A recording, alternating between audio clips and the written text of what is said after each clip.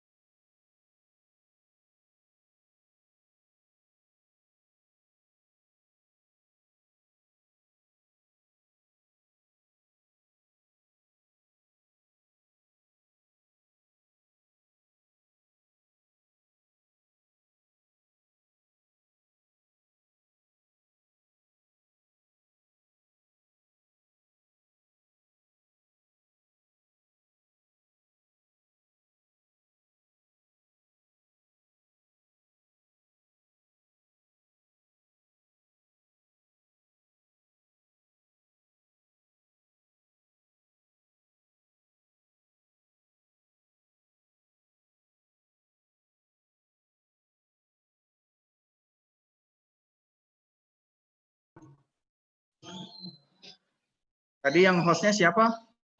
Bang Rizal sebelumnya? Meeting room ya, atas nama meeting room ya?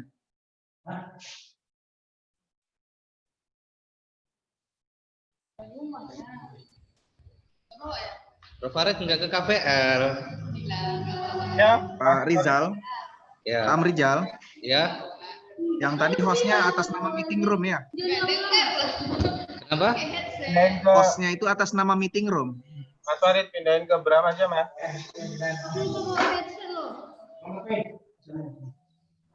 Pindahin ke ini aja, ke Bram PTKN aja, Mas Bro. Oh, Bram ya, pindahin ke Bram ya?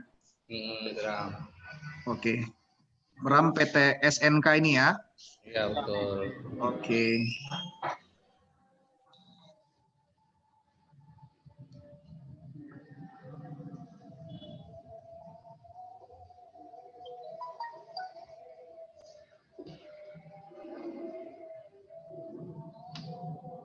Oke. Punya aku jelek kayaknya. Hah? Udah itu. Konotif. Tolong ya, pusat pun nanti di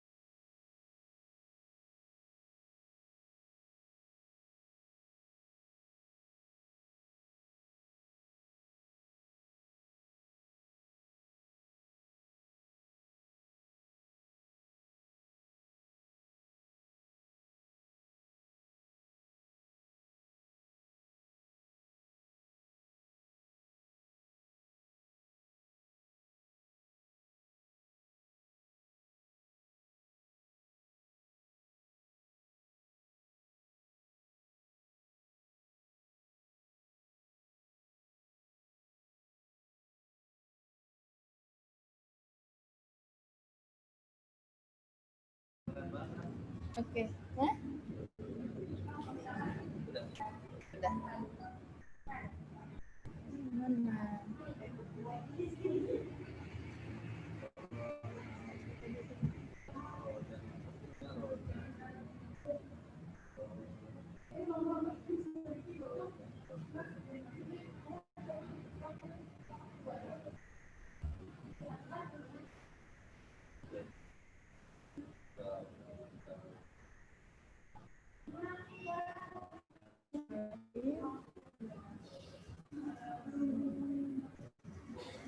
Kofundan. Kofundan.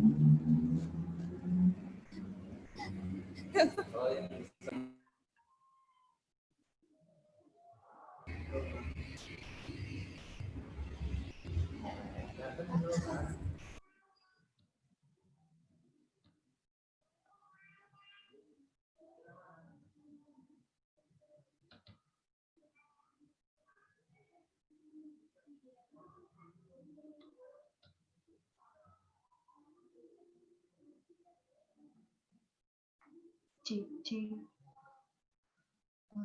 Hanifah? Hanifah, Yes. Yes, sister. is my voice clear? Yeah, I think so.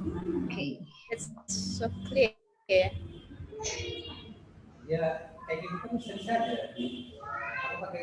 Kok denger ya suara kalian? Suara apa, Kak? Ribut ya, Kak, ya?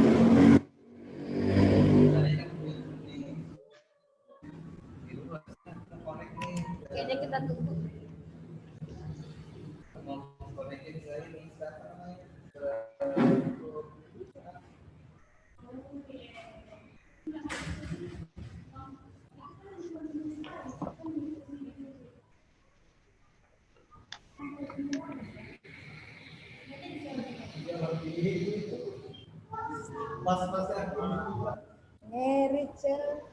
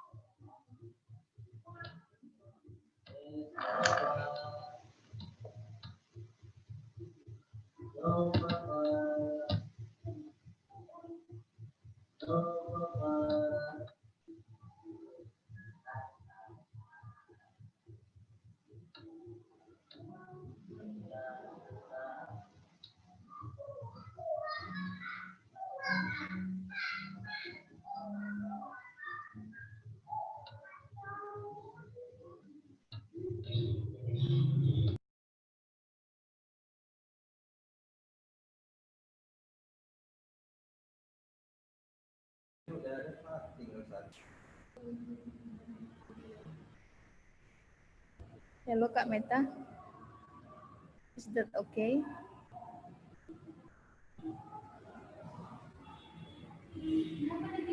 Can you hear me?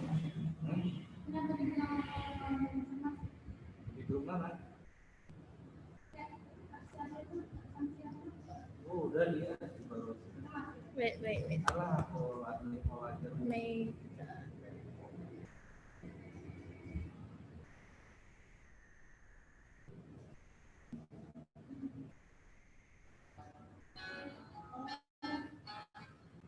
kayaknya kakak mute deh Kak. Kak Meta. Okay. Hello? Harina? Okay, yeah. I can hear you. How about my voice? I don't know why, but your voice not really clear in my headset. Really? Really, Your what is voice it? is, yeah, I think your voice is so clear. Clear, loud. Yeah, louder. I think Okay. that's fine.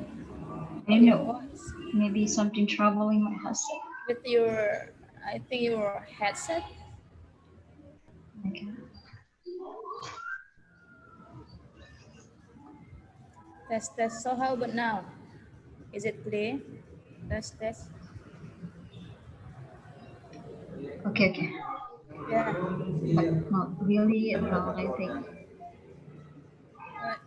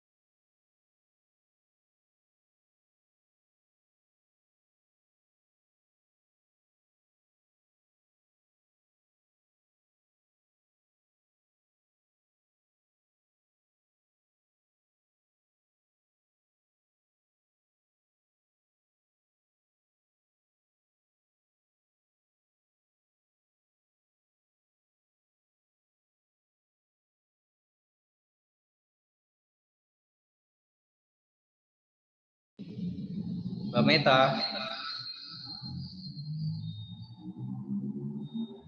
Halo Mbak.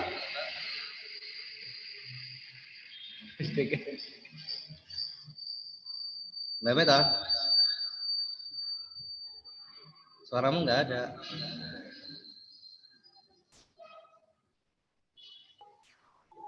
Halo, Halo Mbak. Mas. Nah, Mbak, nanti ini ya, PowerPoint ini speaker pembicara langsung aja. Gimana? Ayo start telepon aja Mbak. WhatsApp coba di WhatsApp. Suaranya dia mantul loh.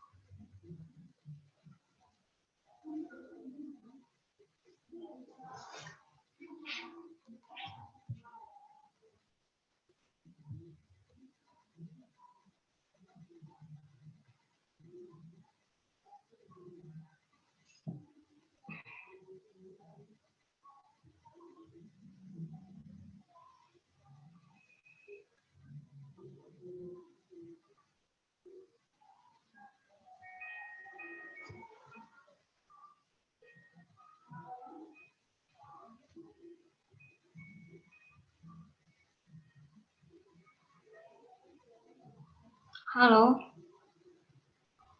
ya, Pak Ketua udah ada. Oke.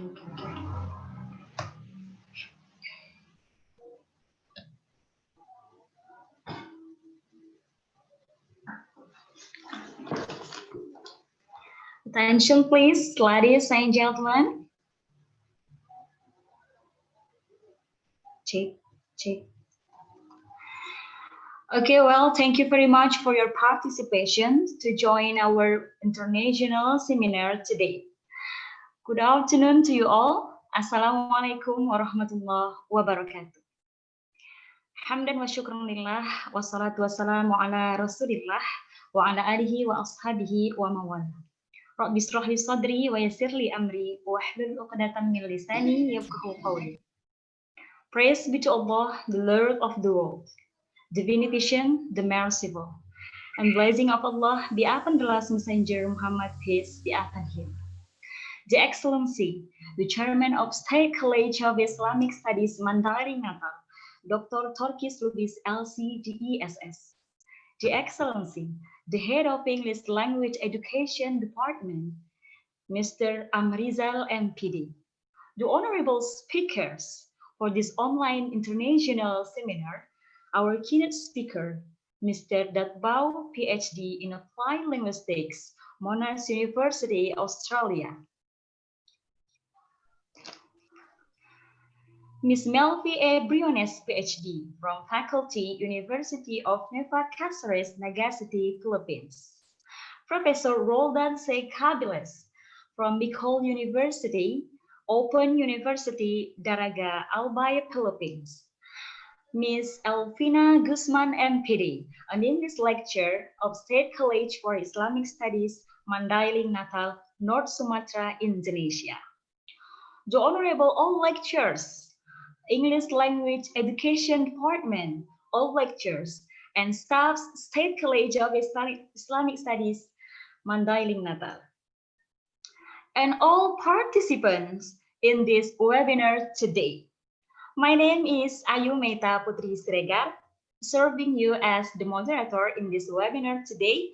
I'm very happy to see you here. Welcome to our third webinar conducted by English Language Education Department, State College for Islamic Studies, Mandailing, Natal, with the topic, Connecting Classroom Tasks with Journal Talk and Silence. Well, ladies and gentlemen, without further ado, allow me to welcome the Excellency, Chairman of State College for Islamic Studies, Mandailing, Natal, Dr. Torkis Lubis LCDESS, to deliver his opening speech. Please join me to welcome the Chairman of State College of Islamic Studies, Mandailing, Natal, to Dr. Torkis Lubis LCDESS. Time is yours.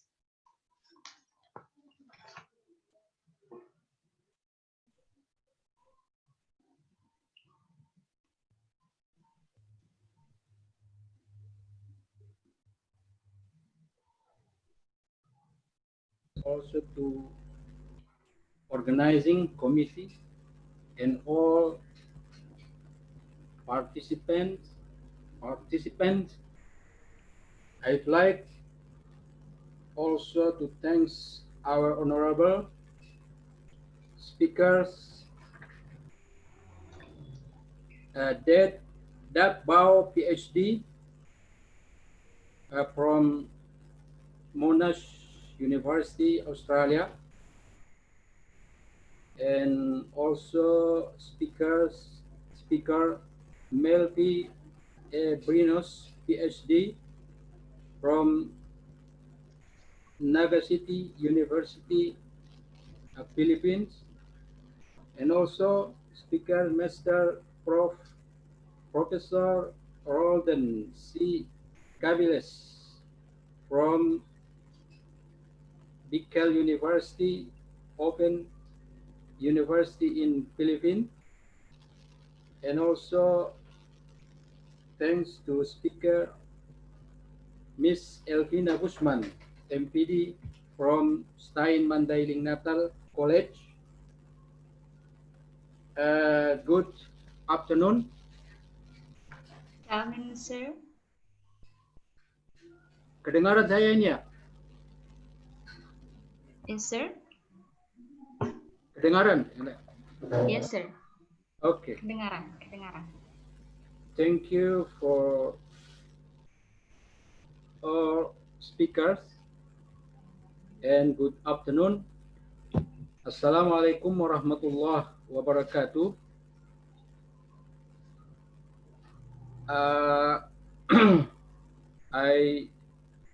I thank you for accepting our invitation and for presentation and your precious knowledge that you will share soon with us.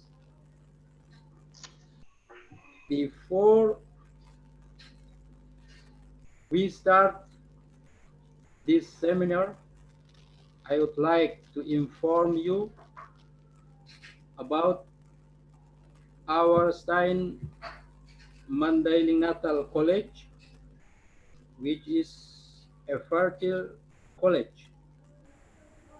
It becomes a government 2 years ago, and Alhamdulillah, and thanks to Allah, during 2 years, we opened 14 news department, which 1,500 students.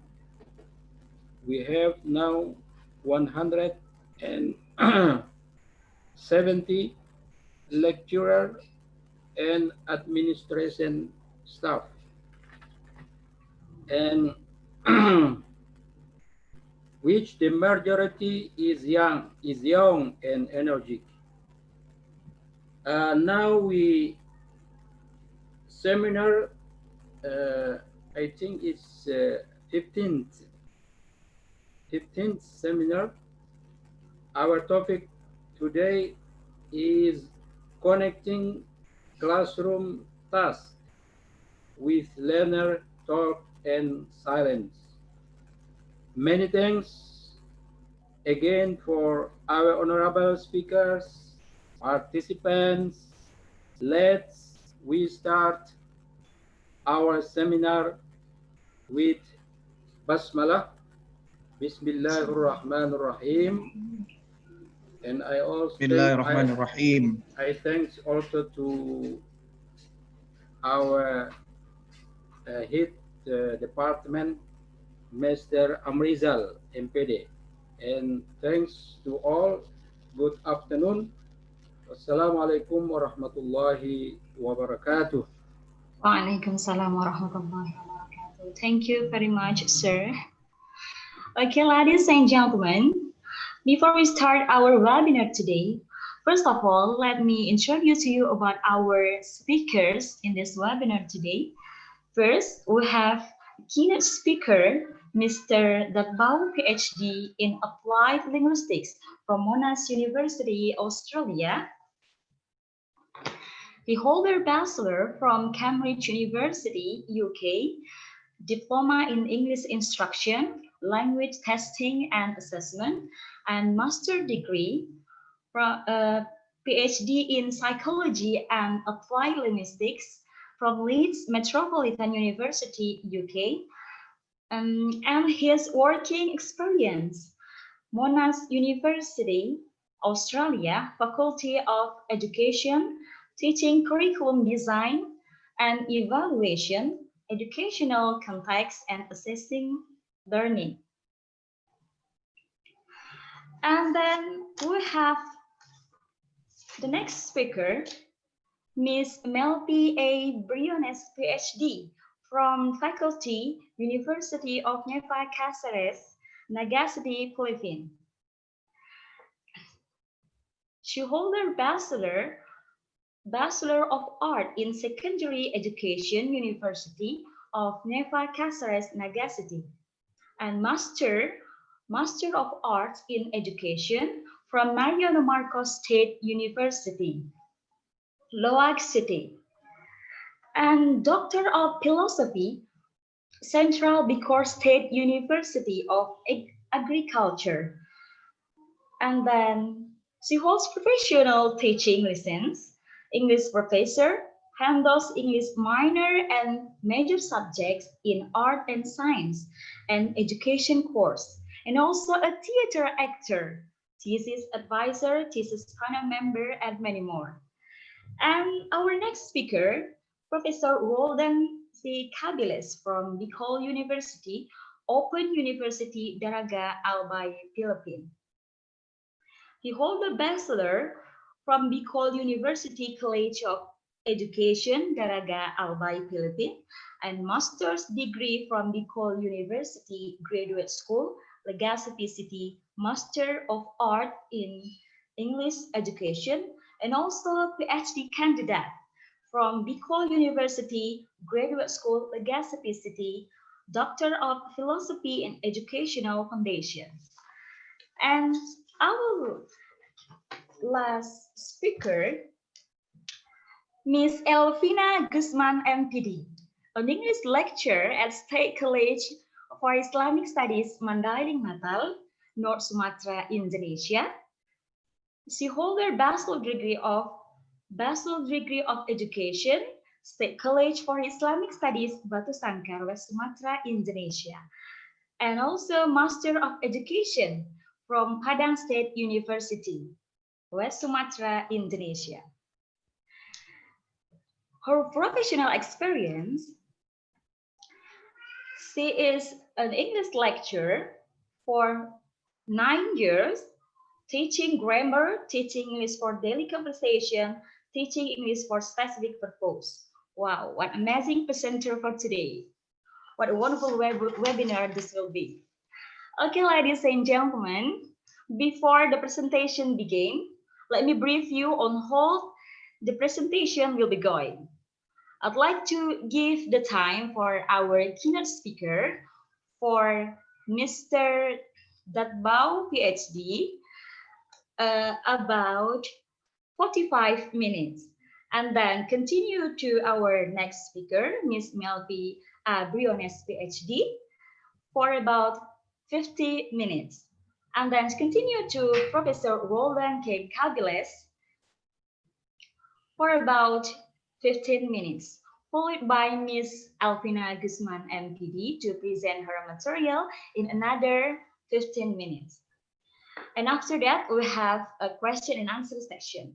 Okay, without further ado, let me invite our keynote speaker, Mr. Datbao, PhD from Monash University, Australia.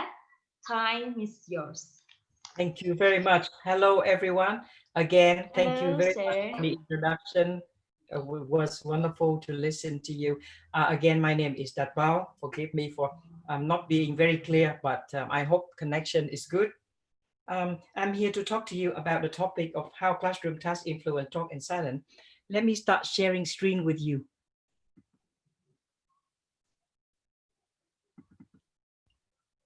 I hope you can see. Please say yes if you can see the screen, yeah? Yeah. Yes, yes. Wonderful, yeah. So, okay, yeah.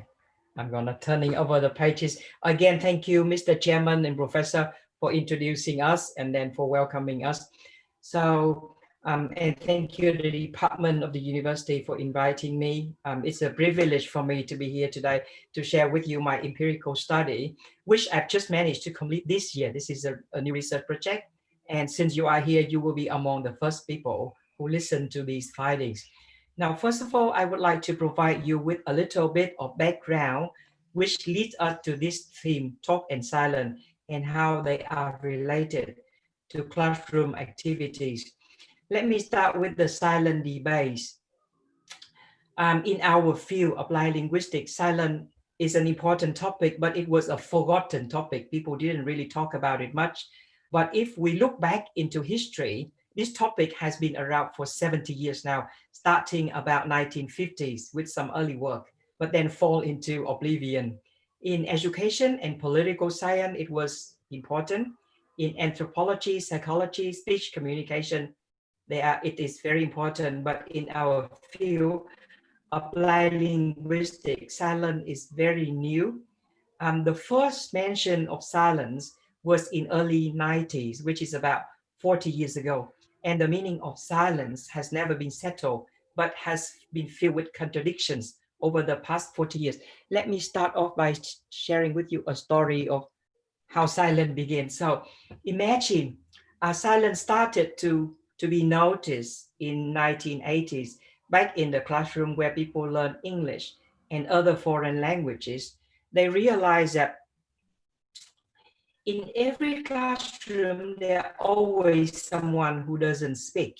That was late 70s and early 80s, at the time where communicative learning, if you remember, was promoted in the classroom with the idea that students expected to talk more if they wish to learn language effectively. However, some learners didn't do that, they didn't talk. And this reality bothers educators very, very much. Among those educators, there was one person named Dulay. He was an expert in applied linguistics, but not really in silence at that time. He observed students silent and he was puzzled. How should I understand this? What's going on here? Why don't my students talk? What's wrong with them? So he thought about it and he wondered how to describe this sort of resistance to communication. If he called it silence, well, that wouldn't sound specific enough or wouldn't sound intelligent enough. He was thinking very hard for a term, and then he decided to call it the silent period. That was the first time in 1982 everybody listened and heard about this word, the silent period. It was in this publication. And then the public in applied linguistics were exposed to this concept. They started talking about it. Everyone was overwhelmed with this new idea. They too tried to understand the nature of it. They began to try and build a debate related to this concept. Many did that through bouncing ideas, guessing, imagining, reasoning, hypothesizing. They come up with these ideas and published them. As you can see, some say the silent period is a period of time which lasts very shortly, just a few hours. Others say a few weeks, others say a few months. But finally, this period of time should stop, according to them, for learners to speak and learn the language. In other words, they all said that if silence goes away, it will be the beginning of effective learning. That's what they thought. Other people say, no, it's not that easy. I have taught my students for years and they haven't spoken yet. So people really contradict one another. Some people said it lasts some time and it will stop. Some others say this period might never end. So this is a big headache for scholars because they all have different ideas about the silent periods. People really, really disagree. Now, should we say, is this debate really worthwhile? Is it rubbish? These people are famous people in the field. Why would they contradict one another? Do they research? So one thing I would like to share with you is, now if you take any pedagogy book published over the past 40 years, and you look for the word talk and silent, respectively. You look at the end of the book, content index pages for these terms, you will realize that there's a lot on top and very little on silence. What does that mean? It means that silence is not an important topic compared to talk. Talk means learning and silence doesn't. So I wonder if you agree or disagree, but I would like you to think a little bit with me. Yeah, some people say this debate doesn't lead anywhere. It has no end. People started to think about research, but SLA research has not really committed into this topic. That's why I follow it for a number of years. I would like to share with you the idea. Now, when people put silence in the period of time and give it characteristics, I feel that it is to trap silence or to lock it up in a box and give it a deadline. This is not true from observation. Silence is something that lasts forever, for a long time, whether you are competent or incompetent. Silence is always there in your life and in your learning. You see, silence is like a ghost. We don't see it. We don't hear it. We don't fully understand what it is. And so we can't deal with it. For a long time, scholars assume that silence comes from anxiety and discomfort. I would capture that again and say, actually, silence causes anxiety and discomfort among researchers. So that was the introduction. But what I like to highlight the most is the gap in the literature for those who are interested in reading more and understanding more about silence. The first gap is that silence was misunderstood as something wrong in the learning process. For example, they say silence means passiveness, silence means shyness, silence means weaknesses, and lack of learning, incompetence. That's the first gap. The second gap in SLA, which is a very long field for over the past 50 years, SLA has hardly conducted empirical research on the role of silence in language acquisition, which I think is a gap, is a sad reality. And the third gap in the discourse is that much of what we know about the silent period come from hypothesis, which is not from research, just from thinking and guessing. So these three are a huge gap. I think I send these slides over for you. You can read later. But again, this is to capture the picture of how silence has developed in our field. In the 50s, we saw some early work on silence, but mostly negative ideas about silence. And then up to 1960s until now, SLA has not given much attention to silent research. In 1980s, people started to capture silence in the silent period, but this discourse is filled with contradiction. And then over to 1990s, silence continued to be seen as wrong behavior in the classroom. From 1910 until now, I noticed there was a small community of researchers who started to say, look, silence is actually more complex than we think. Let's research and bring more fairness and inclusivity to education. Now, if you wish to read about such words, which are the latest words related to silence, I would like to recommend some authors. So these are researchers that spend time investigating the complexity of silence. According to these authors, silence can be negative, but can be positive or productive in the learning process. I put up here on the right-hand side in gray color, 6 book titles, which are important books in the field, which come from research, most of them, and tell you the big picture of what silence really means in education. Now, one interesting thing I would like to highlight here, if you look at this list, you will realize that there are 17 important names who research on silence.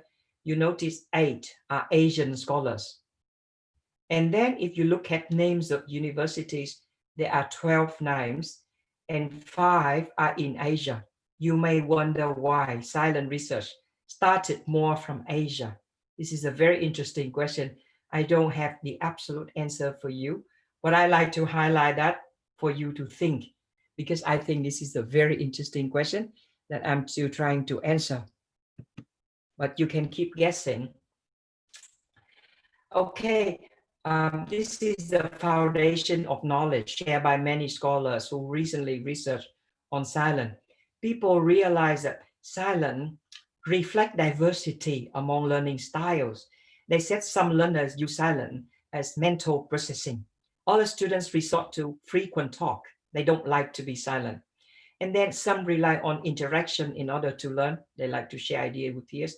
Others can exhibit very mixed behavior, sometimes silence, sometimes talk. So what we know about silence point to the area where silence is part of learning. It's as important as talk. Now I have a big question. We have this knowledge now, but how do we apply it to teaching? It's not easy to apply it to teaching. We need more research to turn knowledge about silence into pedagogy. But in this talk, I'm trying to make the first attempt to do so. Now, if you observe what creates action in every classroom, including your classroom, you notice that the heart of every classroom life is activity or task. Without task, without activity, you cannot make classroom events happen. So what I'm trying to highlight here is if we understand how tasks affect learning behavior, we might hold the key to understanding learning. So that's my big argument today. I'm going to share with you my research project in order to turn knowledge about silence into pedagogy. I conducted this project in Australia. So I pursue this on with 10 postgraduate students from Australia, but all of them are from East Asian background. There were 3 Chinese, 3 Japanese, 3 Koreans, and 1 Mongolian. They were studying for master's degree at Monash University. I conducted semi-structured interview, and these are my questions.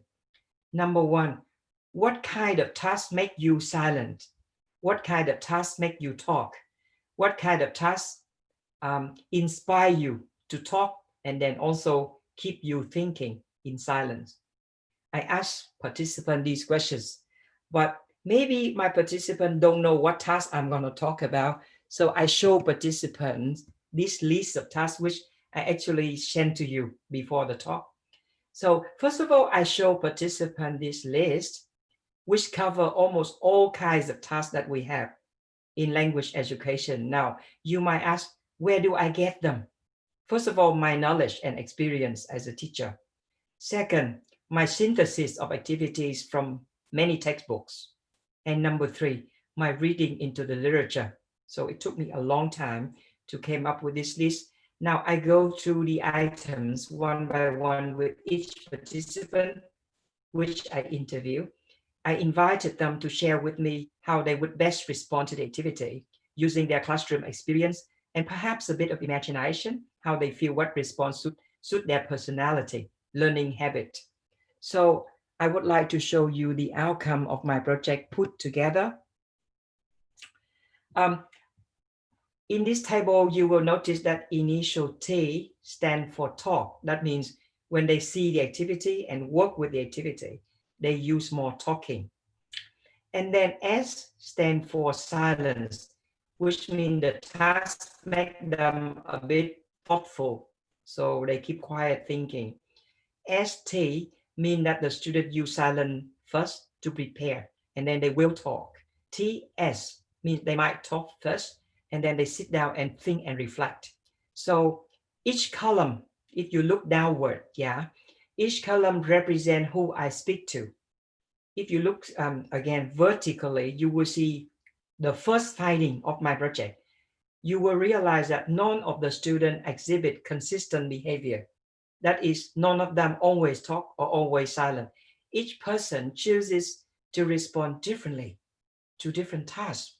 They might not wish, so we might not wish to label these students as talkative students or silent students.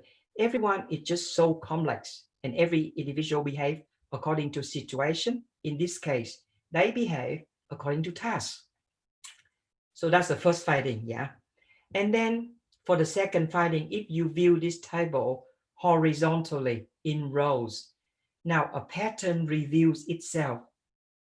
There are tasks which elicit mostly silent learning. For example, if you look at rows 6, 7, 9, and 10, these tasks seem to invite more silent reflection. You might ask why. I realize that these types of tasks are independent tasks. They help people prepare for information. So they involve a lot of awareness and discovery rather than quick conversation.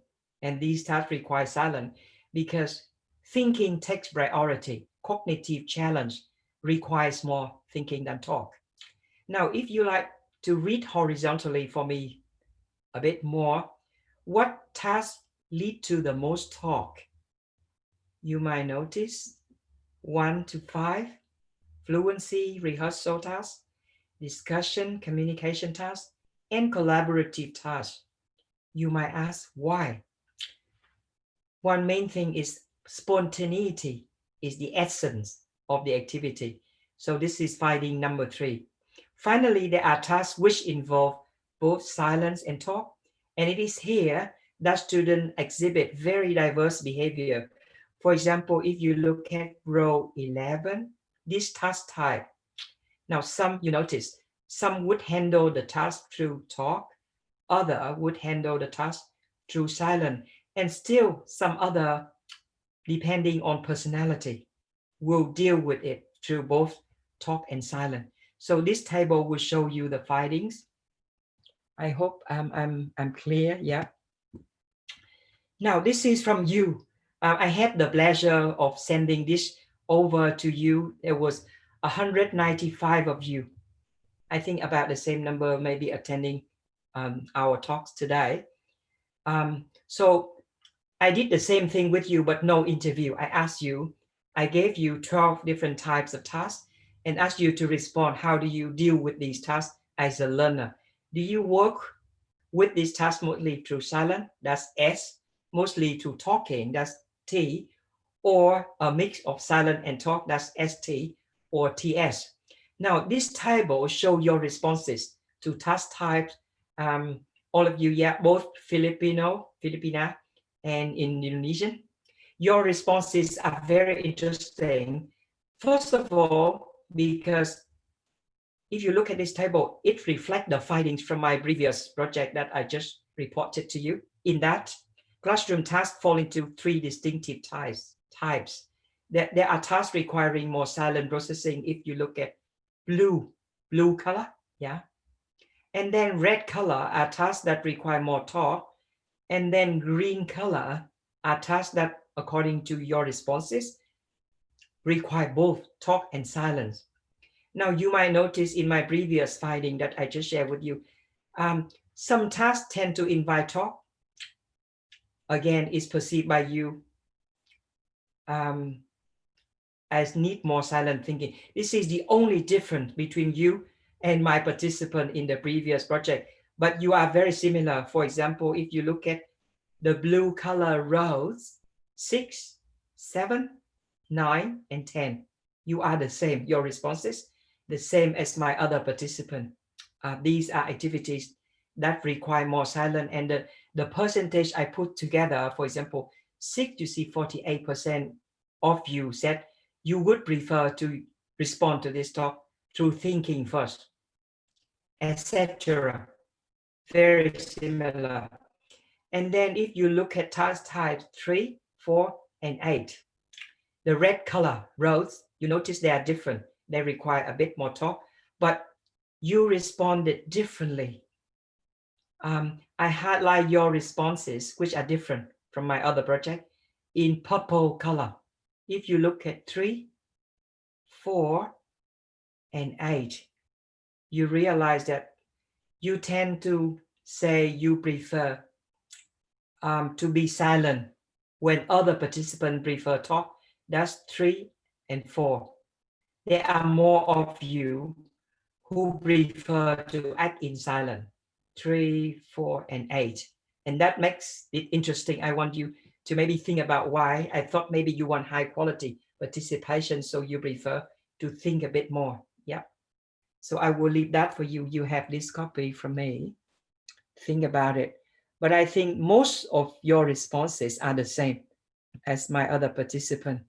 And these are the findings I put together, yeah, from what you responded and my other participant did.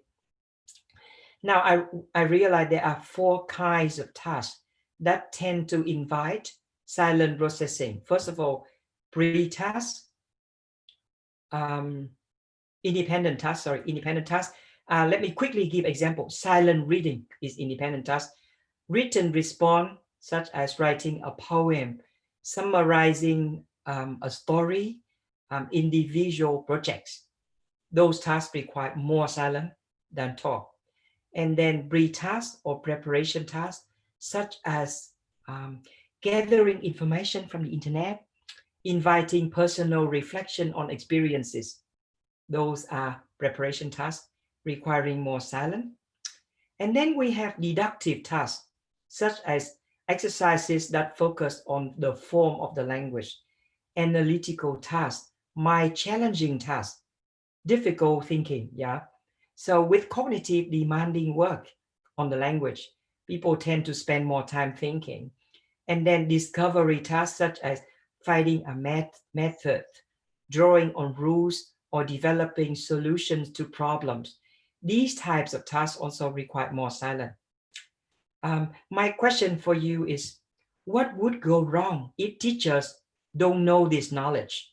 What if they are unaware of this understanding? My understanding is teachers might then put untimely pressure on students' learning. For example, by giving students less time than they need, by not providing sufficient instruction for thinking, and overall by giving students less opportunity for silent learning. I hope you're with me so far. And then the second task type is those that require more talk, like fluency tasks. I quickly give example, such as questions that don't require too much thinking, like asking students about their hobby, their color, what your parents do. Hello, how are you? Nice meeting you. These tasks don't require thinking, yeah. And then exploratory tasks, which involve peer discussion. For example, imagine we all get stranded upon an island. What should we do to survive? What kinds of things should we use or bring with us? This is not that difficult. We can talk about water. We can talk about food, yeah, very easily. Doesn't require heavy thinking. And then communication and feedback tasks. For example, tasks which involve mutual support or collaboration, such as producing a poster together, making a video clip together, writing a summary of a text together. These tasks will require more talking in a group. And then we have post tasks, for example, following up a main task to share further thoughts, such as who is your favorite character in a story? Which country is your favorite? Which country would you like to visit? These questions are easy questions and don't require much thinking. They just follow up the main discussion. And then we have game-like tasks, which encourage teamwork, competition, and enjoyment. Now, these types of tasks may not require you to sit there and think, but want you to react fast, to compete and talk. So in a way, these types of tasks often focus on process. And I think this is a very important understanding. Tasks that require talking focus more on the process than on the outcome, and often less of a cognitively demanding type. And then we have a third type of task, which require both silent and task and talk. Now, you notice these tasks have multi-layers. They have multiple components that require some sort of alternation between silence and talk. For example, rehearsal activity. Say, we prepare for an oral presentation. So we both think and we both talk to discuss how to present together. Or reflection-based discussion. For example, reflect on your experience and share what you learned from it. Yeah, require thinking and sharing. And then problem solving tasks such as you get lost. How do you get out without a map? Do you ask the way? How do you ask? Yeah. Also involve both team projects such as making a movie, a poster, planning a trip, also require thinking and peer consultation. So my comment on these types of tasks is a focus on both process and outcome are likely to engage your students in both learning modes. And I'm going to share with you the reason why I share with you these 3 important findings. First of all, I interview my students at Monash University about how they responded and about why silence is important for them to be understood by the teacher. So one of the participants said this to me. She said during a lesson, my teacher asked a very difficult question to which nobody could answer. After a moment of silence, the teacher decided to ask the best student in the class. When the best student failed to answer this question, the teacher gave up and moved on to the next part of the lesson. Now, this student I interviewed felt very sad. She felt frustrated because she kind of knew the answer, but she was not given the opportunity to share her answer. She said, if my teacher is more helpful and open-minded, the whole class would want to participate more. Now, my comments on this incident is that the teacher made 2 mistakes in teaching. Number 1, conducting a task which required cognitive processing in silence, but he insisted upon hearing talk too soon. That's first mistake. Second mistake is the teacher bias assumption, such as who is the best, who could answer, who could not answer a difficult question. This prejudice assumption by the teacher prevents a great discussion from happening. And I think knowledge about silence is very important. That is just an example to show that if the teacher does not understand how task is connected to talk in silence, the teaching can be very poor. So this is some of the conclusion before I leave, yeah? And then you can ask me a question. Now this is my summary for you in a table. I think this table is very important. It can be a tool for you the next time you develop activity for your students. You can use this framework for 3 purposes. First, you can tell what type of task that you just designed. Second, you can anticipate how students respond to the activity. Third, with this awareness, you can actually diversify classroom activities for a healthy balance.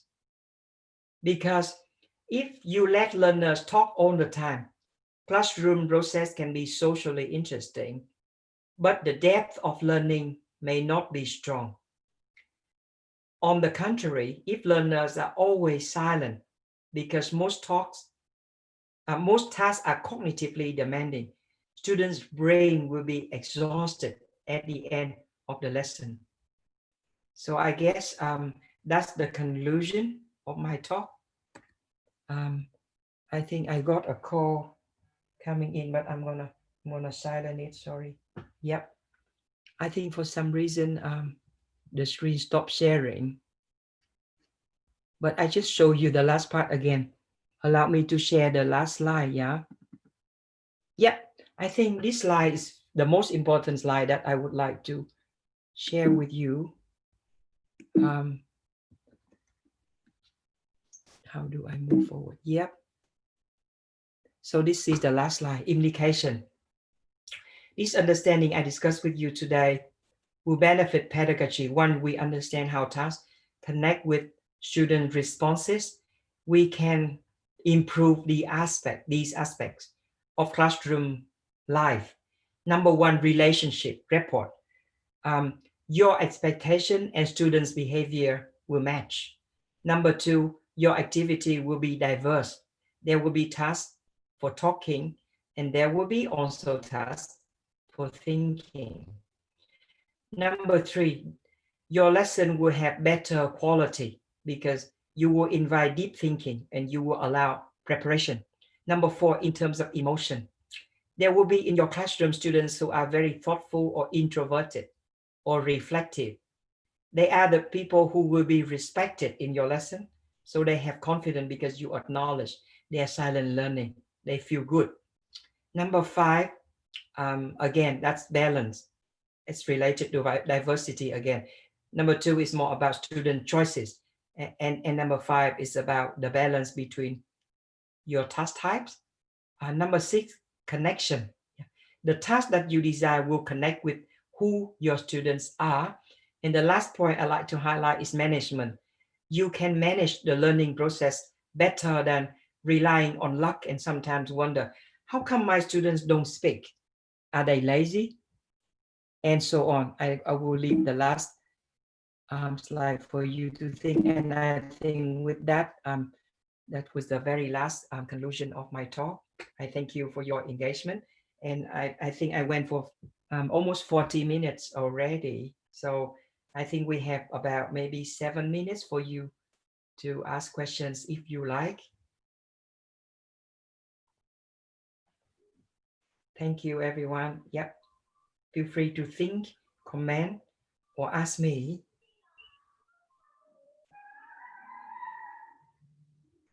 Maybe we have another session, sir, about Yes, the question and answer section. Yes. Maybe Yes. we will continue the next speaker, sir. May Yes. I? Thank you very Thank much, you. sir. Yes, Okay, thank you very much for a I will wonderful pause my video. presentation, Yes. sir. Yes, I Yes. will pause. I will stop sharing. Yep. Thank you. Thank you very much, sir, for a wonderful presentation. Yes. And now I would like to invite our next speaker, Ms. Melvi Briones, PhD from University of Neva Cáceres, Nagasaki, Philippines. For you, Miss, time is yours. Hello. Thank you so much. Hello, I am Miss. so thrilled and honored to be invited in this webinar. Thank you. Thank you. Thank you very much, Miss. Yeah, to the organizers, to you, my brothers and sisters in the profession, as teachers, participants from Indonesia, Filipino audience, everybody, good afternoon. Good afternoon, Miss. Yeah, so this afternoon I'll be, can I see my slide, please? Should I share it or? Maybe host, can you help us, please? Yeah, my screen, my slide, or should I? Okay, wait a while, Miss, please.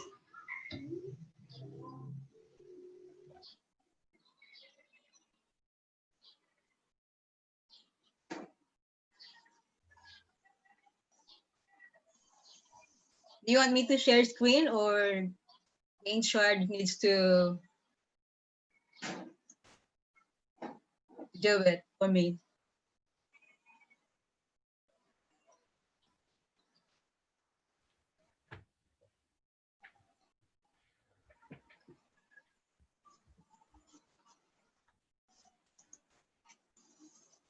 I think I will just share my screen, or the organizer will do it for me.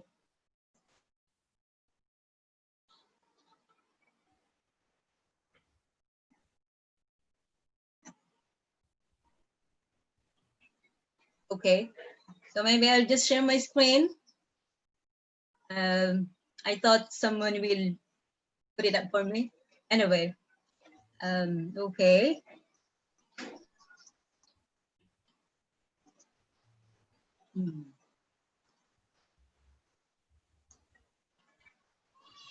Is this okay? Okay, Miss.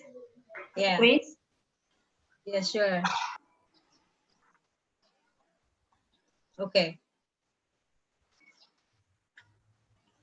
Oops. Wait. I have to go back to the first slides. Oops. Okay, is this there? Is this okay? Is everybody saying this? Yeah? Okay. So I am tasked to talk about, yeah, same topic, connecting classroom task with learners talk and silence. I added post-COVID-19 and beyond. First, of course, hello from the Philippines.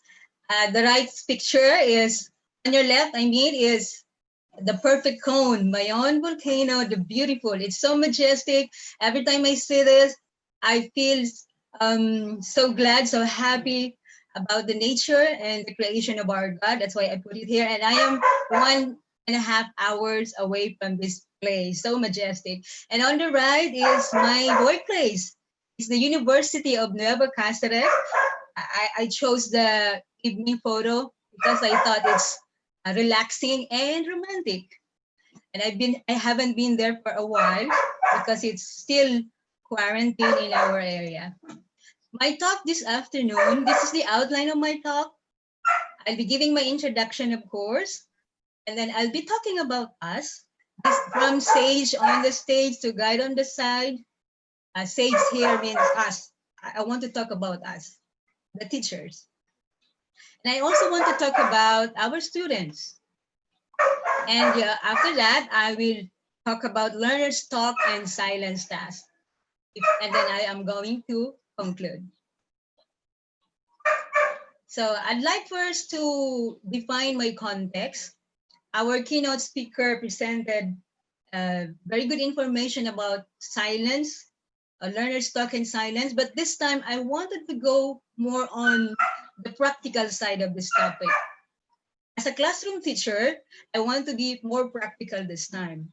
So I think when I say here, classroom tasks, these are the things that we give our students inside the classroom. And it is so relevant that they wanted to talk about it after the class. They want to share about it to their families, their friends. Learners talk. They talk about it after class.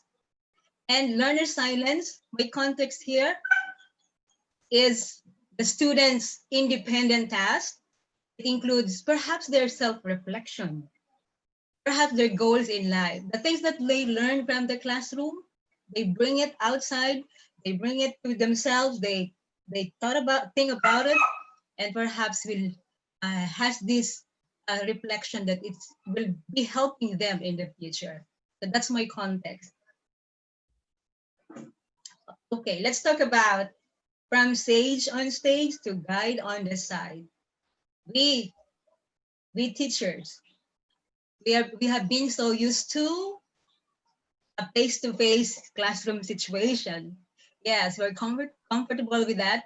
But the present unusual condition brought about by COVID-19 pandemic has forced us to explore methodologies and shift from the usual to face-to-face to now distance or online learning. Yes, I think everybody, we did not really imagine that we will be on quarantine 3 months by now here in the Philippines. Everything still, we're not yet in the normal, very normal way, and maybe it won't come back anymore. So we have to get used to the new normal. Let's pause for a moment. You sage on stage or the teachers, let's pause for a moment. Ask yourself, how am I? How are you, teachers? Are you okay? Or are you feeling the load but pretend not to because it is our duty to teach, to help our learners? Is the administration or our school really pushing us to prepare for the new normal? I hope we're doing well. We're doing okay. One of my favorite psychologists said, a happy brain is a learning brain. This is not only for students, also to us. Are we still happy? Are we learning? We should be happy so that our brain will keep on learning. How to learn, how to stay fit, I'd like to offer some suggestions. We need to promote self-care. We have to take good care of ourselves. We can't give from an empty vessel. You have to sleep and get exercise. Make time to connect with friends, family, and colleagues. For our students, we have to empower them. We let them create their own tasks. I will mention more about this in my next slide. How to stay fit. We have to keep ourselves updated and qualified. Yeah, with this new normal, we need technology. We can enroll in free classes or seminars to keep ourselves updated. We need to learn and love technology. Use technology tools so we can incorporate them. We can use them in our classes. Because of this quarantine, I was able to enroll in online classes, and I was blessed that I was able to explore these technology tools, and that very soon I will be able to apply them. On your left, these are free technology tools. We have the Canva, Edmodo, ESL Activities, Go Formative, Kahoot, LiveMinders, Bokeh, WordArt. These are the technology tools that I myself explored during this quarantine, and they are amazing. They are free, but some features, it will just tell you, you have to pay for this, for additional features, but they are free. On the right, yeah, these are also free. I've seen them, I browse them, but I am planning to explore on them hands-on. I want to learn more about this, but these are amazing tools. We should not be afraid to learn this. We don't have to panic. Just start learning it. Just do it, and then you'll be okay. Next thing that I want to talk today is know your students. In this time, our students really need help. So we have to know them. I'd like to review the characteristics of our students, our millennial students. Google is their brain. Yes. They would prefer Googling any topic instead actually of reading from textbooks. They prefer that. Oh, well, I prefer that because that's the fastest thing I can do. Every day is a beta test. What is this beta test? Beta test is the last stage of testing, and it can be out in the market. People can buy it, and the revision or the grading can come later. And our students, every day, their performances are considered a beta test for them. So every output that they do, it's considered beta test. Their life is an app. Yeah, everything. They're digital native. YouTube is my classroom. They enjoy more YouTube. If maybe honestly, if pictures are quite boring, well, they would prefer to watch in YouTube. And their newspaper, yeah, Facebook. Look at this. I came across a video, a TED Talk. This one, a 12-year-old app developer. Yeah, this boy at 12 years old, he developed an app. And then in his school, he put up a club and invited his fellow students how to do the app, how to design an app. And his teachers would come to him and ask him, how do you do that? And one comment that strikes me the most in his talk, he said, these days students know a little bit more than teachers in technology. Yeah, we can laugh. It's true. The younger our students are, the better they are in technology. So what do we do as teachers? Well, we study ourselves. Another is, look at this. This is so true. In 2020, it says that, I think the one that studied this or predicted this, although they do not know that there will be this pandemic, this is really happening. This is true. If school is about preparing students for the future, we need to shift our focus. We need to be ready for the future, our goal as teachers. Look at these 10 job skills for 2020 and beyond. So we have number 1, complex problem solving. Our situation today, this is very complex. How would they enroll for online classes if they don't have Wi-Fi? What should they do? Critical thinking, creativity, people management, coordinating with others, emotional intelligence, judgment and decision making, service orientation, negotiation, cognitive flexibility. But what got most my attention is number 1. Look at this, complex problem solving. We have to help our students to develop the skills.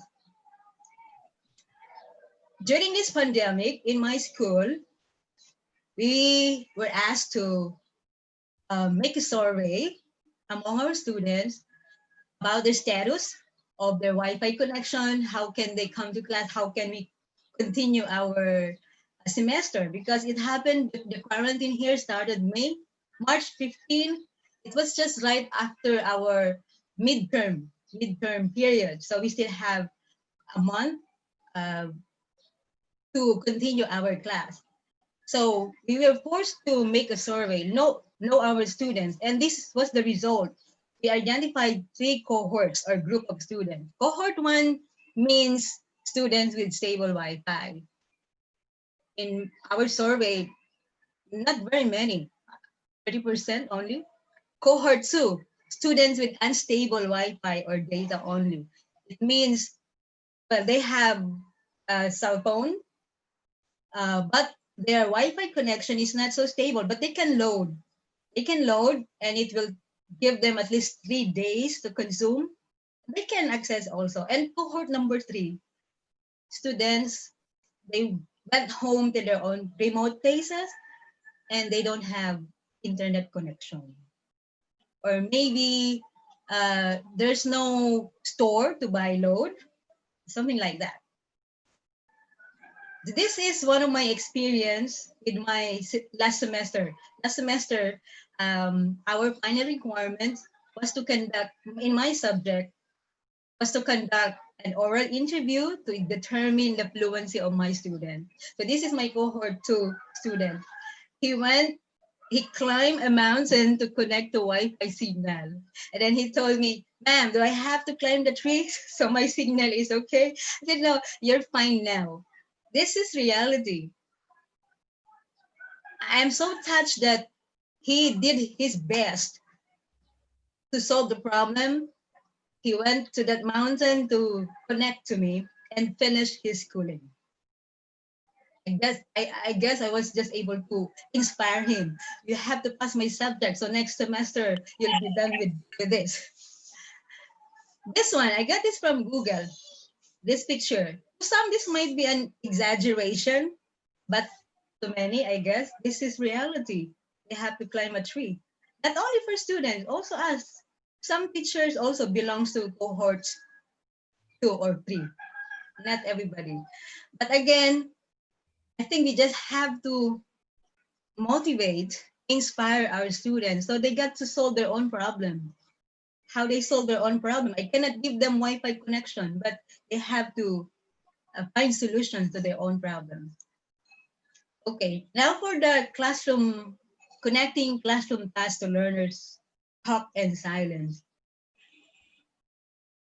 This one, I found Steve Brevington, an educator, that helps me to really talk about this silence and talk of our students. He said, education has but one main purpose. That is to prepare students for the real world. To do that, we need to get real in education. It is imperative that we provide ongoing, authentic learning opportunities to our students. So what's the word that catches our attention? Authentic, original. So we have to give an authentic class. In online classes, the integrity of exams are questionable. Yeah, because our students are very resourceful. While taking the quiz, they can open many tabs of course and copy the answers. So the best thing to do is we give them authentic task or assessment. We just have to remember that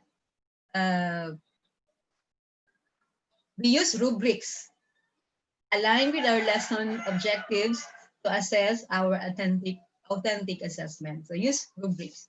They have to know that before you give the task, you have to present it to them. They can even participate in creating the rubrics.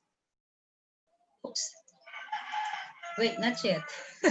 Sorry, not yet done. Sorry. Okay. This is still okay? You're still seeing this? Yes, Miss. Yes? Okay, for writing, okay. For writing, our keynote speaker already mentioned research-based tasks for our students, but I'd like to add some more. So for writing, for example, we can ask them to write electronic portfolio. They can make letters of encouragement or other projects for frontliners, our frontliners today. So isn't that amazing? Isn't that wonderful? They will be, it's very relevant to them. Blogging, essays, reflections, they can do that. For communicating, we can ask them to do video blog, speaking partner activities, interviews and reflections, sharing audio or video material, presenting digital storytelling, audio video discussion and feedback.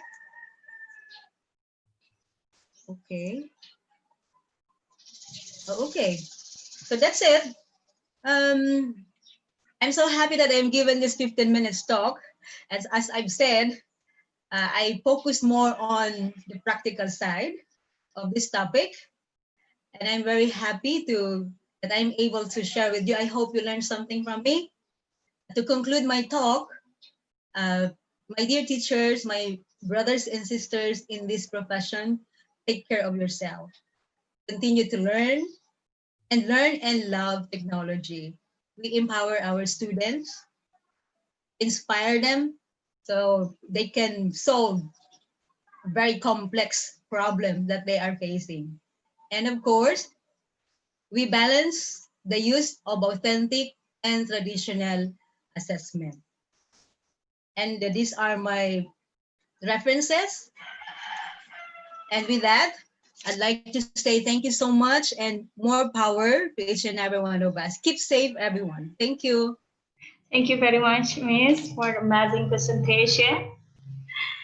Okay, now let me invite the next speaker, Professor Roldan C. Cabiles, from Nicole University, Open University, Daraga, Albay, Philippines. For Professor Roldan C. Cabiles, time is yours.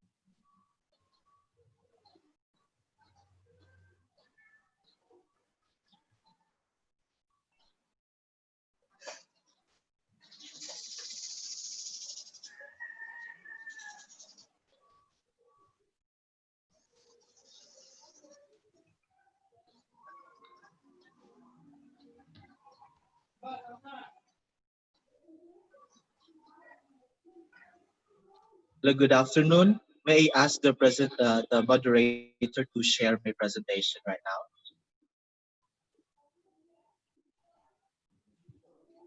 Hello. Oh, yes, sir.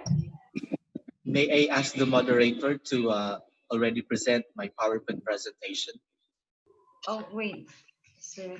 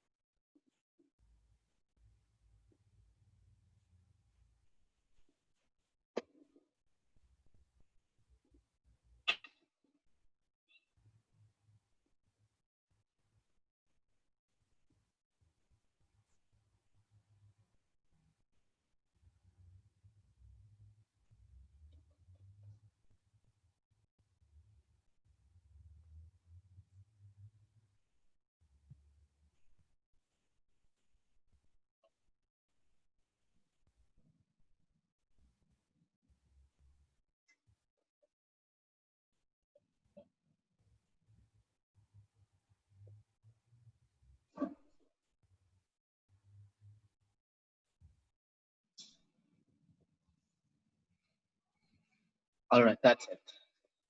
Thank you. May I request the moderator to have it in slideshow, please?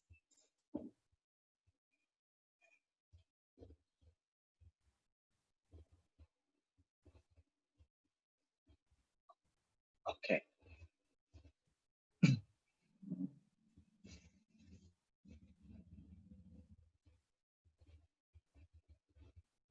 All right.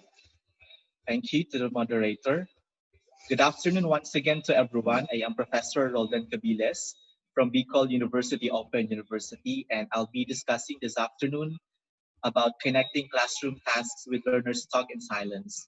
When I received the topic, it's actually one of the topics that's very challenging because I'm wondering how I'm going to connect the learners' talk and silence in the classroom. But fortunately, I was able to get references that would help me discuss the concepts. I would also like to thank the organizers for having me invited this webinar, specifically to Professor Mark Paderan and also to Professor Amrizal. They have been the people who have always been my supporters to be able to come up with this um, presentation. Can we have the next slide, please? So first, the first thing that we need to know, yes, please click. Okay, we need to know the communicative meaning of silence in the classroom. And later on, we will also be talking about the communicative meaning of talks in the classroom. First is, yes, please click.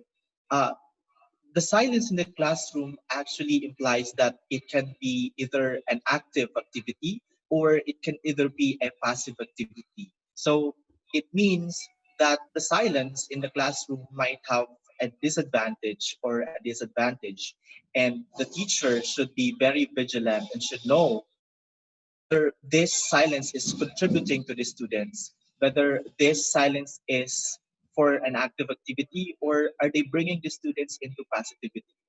The second is the communicative purpose of speaking or talking. It implies that when you talk, we can expect that our students might be, yes, please click. It can be, we can develop students who communicate with sensible ideas, or they could give us nonsense ideas. And that's again would be the duty of the teacher to make the learning experiences of our students sensible and make learners active in the classroom by using appropriate context with the use of talks and silence in the classroom. I would like to highlight the 14 psychological factors that affect teaching and learning because these are related when we are going to create a conducive learning experience. We have to consider the cognitive and metacognitive factors. We have to know our students. We need to profile our students. We have to know the nature of the learning process, the goals of the learning process, the construction of knowledge, the strategic thinking, or how our students think even the thinking about thinking and the context of thinking. This presentation only implies that only specifies things about the cognition of students. It is related to brain-based teaching, and that is our brain should be taken care of by the teachers and by the students, even the parents themselves, because it's very important for the students to gather a lot of information from teachers or gather a lot of information from the learning environment. From the brain-based teaching that I have read, it's a book that I have read, a student should drink a lot more of water to be able to, during their brain breaks, to be able to make their brain rests and accommodate a lot of knowledge and concepts with regard to teaching. The second component of psychological factors are the following. Yes, can you click? The motivational and affective factors. Of course, we have to be aware of the motivation. How do we motivate our students? Are they still okay with the motivation that we have? When we give motivation to our students, of course, we have to do profiling, have to know our learners again, because not all the motivations that we give are actually appropriate. The second is the developmental and social factors. Of course, we have to know the social context of the students, the developmental influences on learning, the social influences on learning. This would include people from outside the classroom. This would include their friends, their peers, their parents, and even their colleagues, how they socialize with each other. We have to be aware of the people that our students are encountering, because they also contribute to the learning of our students. Next, the individual differences factors of our students. We have to remember that our students have individual differences, and we always have to consider that our classroom tasks, our activities should be anchored on the individual differences of our students. We have to provide various activities to be able to use the silence and the speaking skills of our students. With a combination of both, I believe we can produce quality learning among our students. Next, try to look at this illustration that these pertains to the skills of our students, the kinesthetic, visual, auditory, and tactile. Most of our students are kinesthetic intelligent. Most of them are visual, auditory, and tactile. And in support of this, if you know about the multiple intelligences of Howard Gardner, you may also use them as the basis in treating your students. The linguistic intelligence, bodily kinesthetic, the same as what is in the presentation. You have to know your students, because if you don't know your students, you will go wrong. And if you don't know your students, you don't know when to use the silence and when to use the speaking activity or the speaking skills of your students. Because not all the time you're going to utilize silence in the classroom, and not all the time you're going to use speaking in the classroom. It would be you are going to build a monotonous atmosphere in the students, and that the students would not become interested because they only have one uh, one activity that they are experiencing. But if you combine a lot of activities, various activities that would hit their learning experiences, that would hit their intelligences, I think you would be able to create a meaningful learning experience. Next presentation, I'll be showing my references later. Next is try to look at this. We have the passive learning and active learning. So 10% of what they read would belong to passive learning, and 20% of what they hear would again belong to passive learning. 30% of what they see still belonging to passive learning. But if you the combine in the middle, look at the middle, we have the 50% of what they see, and here it would either be a passive in the learning, meaning it's moderate. But if you allow the students to say and write, that's 70%, that's already belonging to active learning, and 90% when they do or that's belonging to authentic experience. That's what Dr. Briones has been telling us a while ago, that when we use authentic experience, the more learning that our students would gain. So, and beside it, we have what kind of competency are they developing, defining, demonstrating, applying, practicing, analyzing, defining, creating, and evaluating. The highest level is actually pertaining to analyzing, defining, creating, and evaluating. So we should let our students analyze, define, create, and evaluate using their intelligences, using their preferences, whether they like silence or they like speaking inside the classroom. Next, please. I'd like to share you one theory, the constructivism. This is from John Piaget. The author or the proponent says that the learner is not an empty receptacle who is mere recipient of instruction. That means that our students, of course, there are a lot of critics, there are a lot of arguments about it, but I believe that our learners are really born with skills already, and that we only have to develop them. We only have to train the students to be able to become skilled individuals. According to her, also, the learner is an active constructor of knowledge and a maker of meaning based on what is taught and experience. That's why we let our students experience how it's being done. Of course, it has to be guided. We have to scaffold the students so that the learning would come freely, and it should be one step at a time so that the learning would be meaningful to them. Next, the learner, the teacher is a facilitator, a guide rather than a dispenser of information. It is it is embedded in the teaching profession that teachers really are facilitators, and we should be able to guide our students for them to be able to learn. Not necessarily that we should be the ones spoon feeding them the information. We should only be the facilitators of knowledge, because if we spoon feed them, uh, if the teacher will be the only one talking, and if the teacher will be the only one discussing in front of the classroom, I think um, we are not encouraging students who are active. We are not encouraging students to think. Let's remember that one of the purposes of human person is to think. That's why we should allow them to think with the guidance of the facilitator. Next. Another concept of constructivism is the people construct their understanding and knowledge of the world through experiencing things and reflecting on those experiences.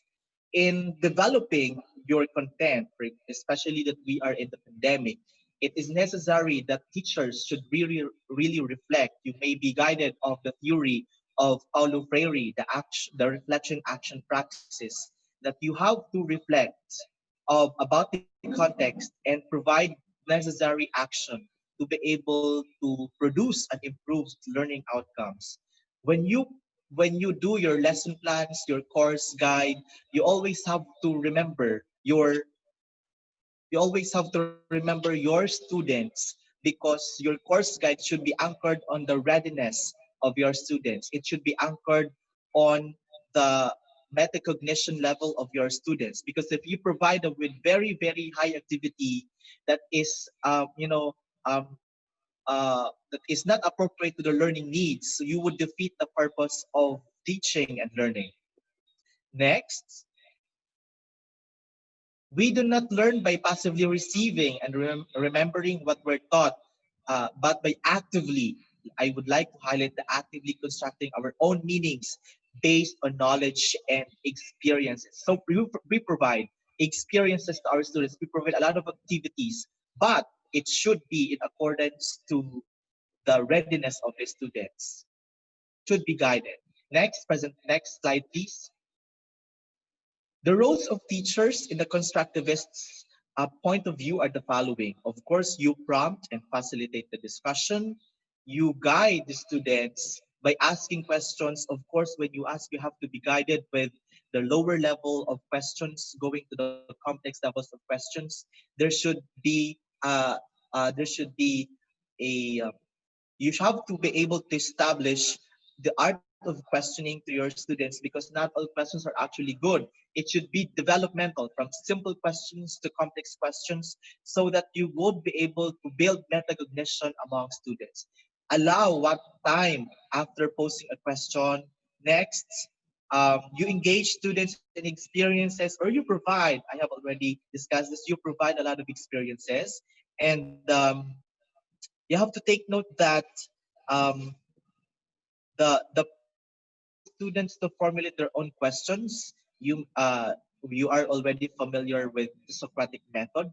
You allow the students to think, or in the inquiry-based teaching, you allow the students to formulate questions, and then later on you answer them, or let somebody else answer it, and allow multiple interpretations and expressions. But this is very tricky. You should be able, the teacher should be able to um, uh, build or provide probing questions to be able uh, to build the concepts. Encourage group work and use of peers of resources or the collaborative learning experiences.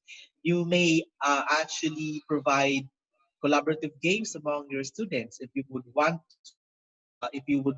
your students to be talking. If you notice that your students are not really that talking, you could provide them collaborative experiences. And if you notice that your students are really talking and that it's not appropriate in the classroom, then you could provide or lessen the activities. The teacher knows best, and that is why I give this responsibility to the teacher, because the teacher should really have the profile or the background of the students. Next, probing students' understanding in a constructivist environment. Of course, the predict, observe, and explain. You provide graphic organizers or the KWLH chart, processes, the flow charts, the Venn diagram. These are activities, sample activities that you can use when you are going to provide activities to your students, the concept cartoon and the like. Next, please. I'd like to give you a little concept of the zone proximal development of Lev Vygotsky in his sociocultural theory. And one component of his sociocultural theory is the scaffolding. According to him, our students have their unexplored experiences, and that the teacher should be able to provide guidance among our students, for them to be able to not be so shocked with the culture, for them to be guided on what to do. Okay. Next, connect your classroom through, first, of course, the need analysis. You should know your learners. Okay. That's why I appreciate in some universities and colleges that they provide surveys among their students to be able to know their backgrounds. Do they have internet connection?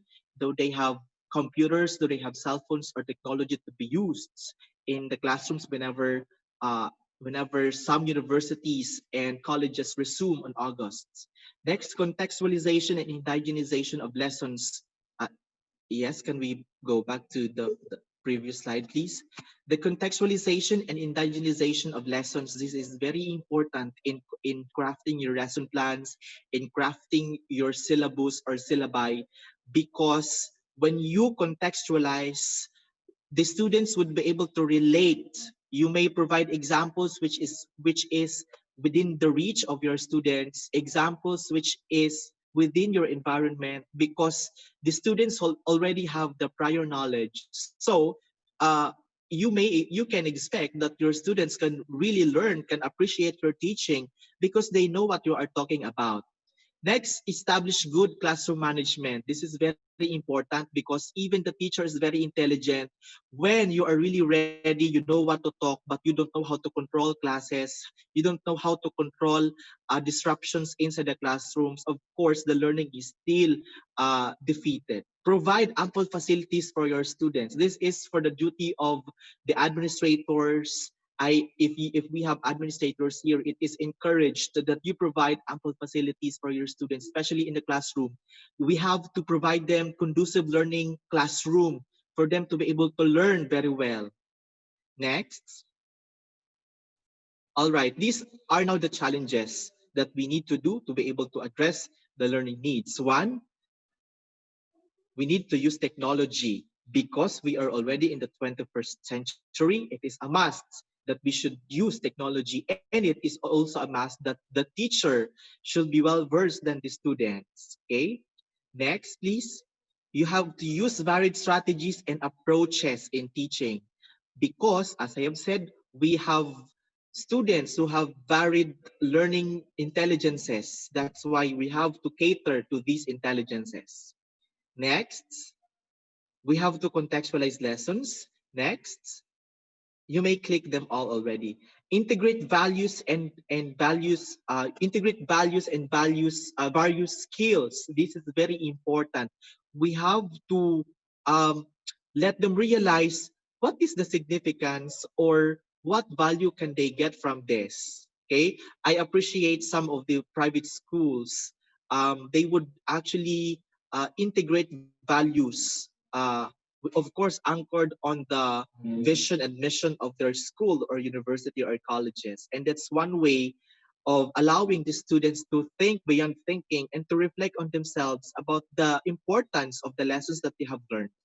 Next, be kind and caring, of course, especially that we are in the pandemic. Be flexible and resourceful.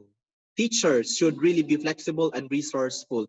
It is a challenge to us to become flexible and resourceful, even though we are facing a lot of challenges. Because in teaching, of course, there are a lot of challenges and we have to adapt to these changes.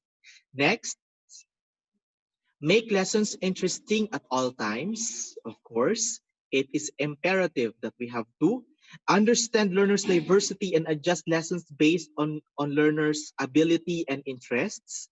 Next, we have to provide a positive learning environment. Yes, communicate with parents regularly or as needed, as the need arises, of course.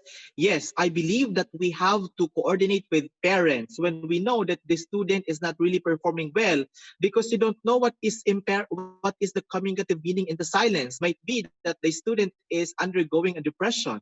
Okay, that's why you have to be vigilant. You have to know your students and you have to cooperate with your parents. Start where the learners are. Yes, exactly. You have to start with them. You are not going to give instructional materials that are in college where your students are in kindergarten. Of course, you have to know the learning interest, the learning level of your students. Okay, next. Of course, I would like to end my presentation with this adage from Kathy Walker. Childhood is filled with a natural wonder and curiosity. The learning environment must reflect a classroom and outdoor space that inspires a sense of wanting to investigate, to find out, and to explore. Okay. Next, please. And these are the references of my presentation. And I have asked the moderator if I could promote a little of our programs in the Bicol University. And I'm glad that they have permitted me. In my presentation, I have included here, can we please next proceed to the next slide? I have included here my, yes, the university where I am working. I'm working at Bicol University, Open University. And please proceed to the next slide. We are offering distance education. Of course, this is our vision, the vision of our president, the vision of our university, and the mission. You can just read it, and or you can just search our website, the quality policy of our university, of course. Next, please. The objectives of the Open University, these are the objectives of we provide quality, provide wider access to quality education. We provide for those who are not able to enroll in a face-to-face interaction. We also establish innovative system of continuing education of professionals and cater development of those unable to avail of the opportunity through usual traditional delivery mode, so we can be able to attain the what we call service learning and develop instructional materials. Okay, and this already includes the innovation of instructional materials in the field of education and even in other agencies, so that we can improve the practices, the cultural practices in each of the agencies that where they work, where our students work. Okay, next, these are the courses offered in the Open University. We have the Doctor of Education in Educational Leadership and Management, Doctor of Philosophy in Peace and Security Administration, the Master in Management, or MM, the Master in Public Administration, the Master of Arts in Peace and Studies and Security Studies, Master in Local Government Management, the Master of Arts in Educational Leadership and Management, English Education, and Social Studies Education. So if you are interested to enroll in these programs, you can just contact us. We have our contact details. Can you please proceed to the next slide, please?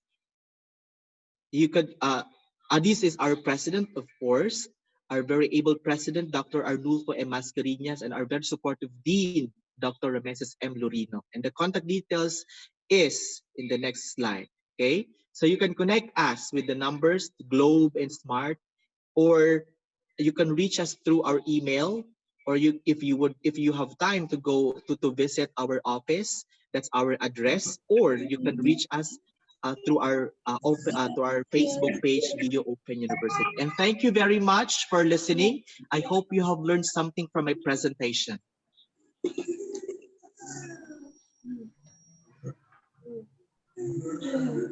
Thank you very much, sir, for your amazing presentation. All right, ladies and gentlemen, let me invite our last speaker, Miss Elvina Guzman, MPD, an English lecturer at State College for Islamic Studies, Mandailing, Natal. For you, Miss Elvina Guzman, MPD, time is yours.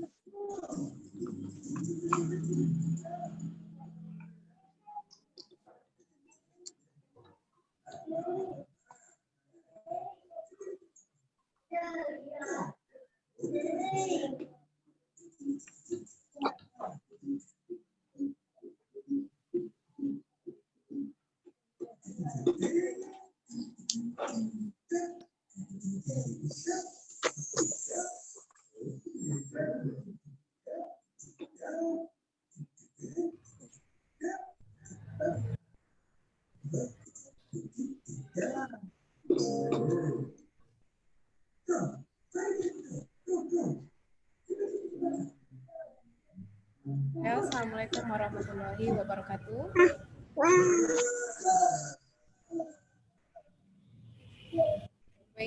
Good afternoon, ladies and gentlemen. All participants. Good afternoon, Miss.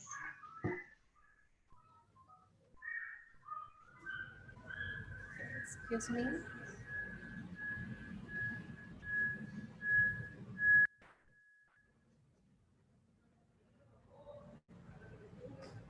Can you see my slide?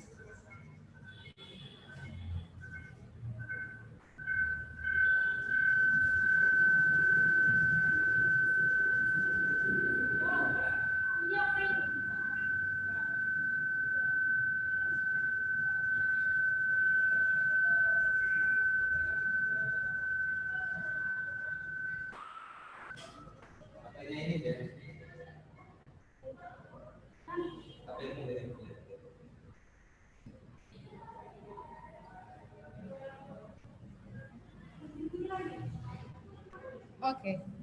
Well, everybody, in this occasion, I would like to share about connecting classroom tasks with learner thought and silence.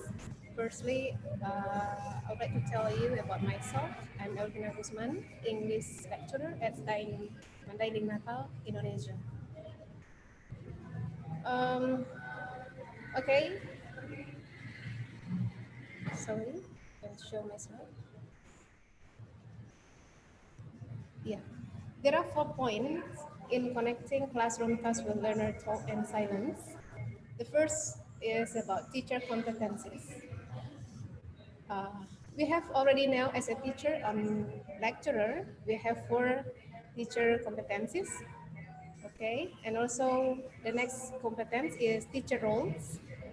As a teacher or lecturer, we have to know about the role in teaching.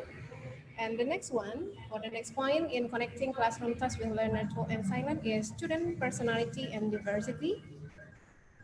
We know all students have a different personality and also different capability. So we need to create the atmosphere in the classroom or out of the classroom in order to reach what is our goal in teaching.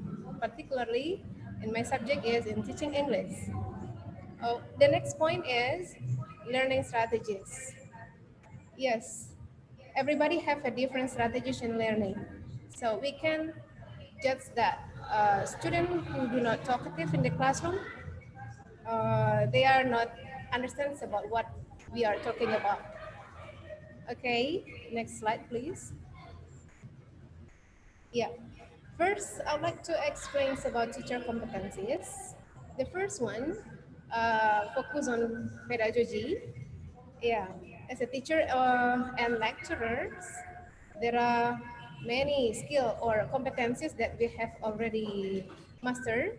First is pedagogy, and the second is personality. The next one is about social, and the last one is professional.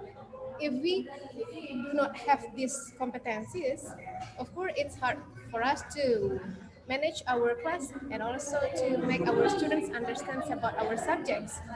So these competencies, we can say there is the compulsory competencies for all teachers and all lecturers who will deliver or who will teach the material in the classroom, or in this case in COVID or pandemic, maybe online teaching.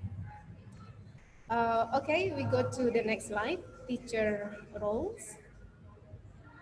Yeah, first, everybody also as a teacher and lecturer have roles in the classroom. The first is as educators, yeah, to transfer the knowledge and also to share the new information to all students.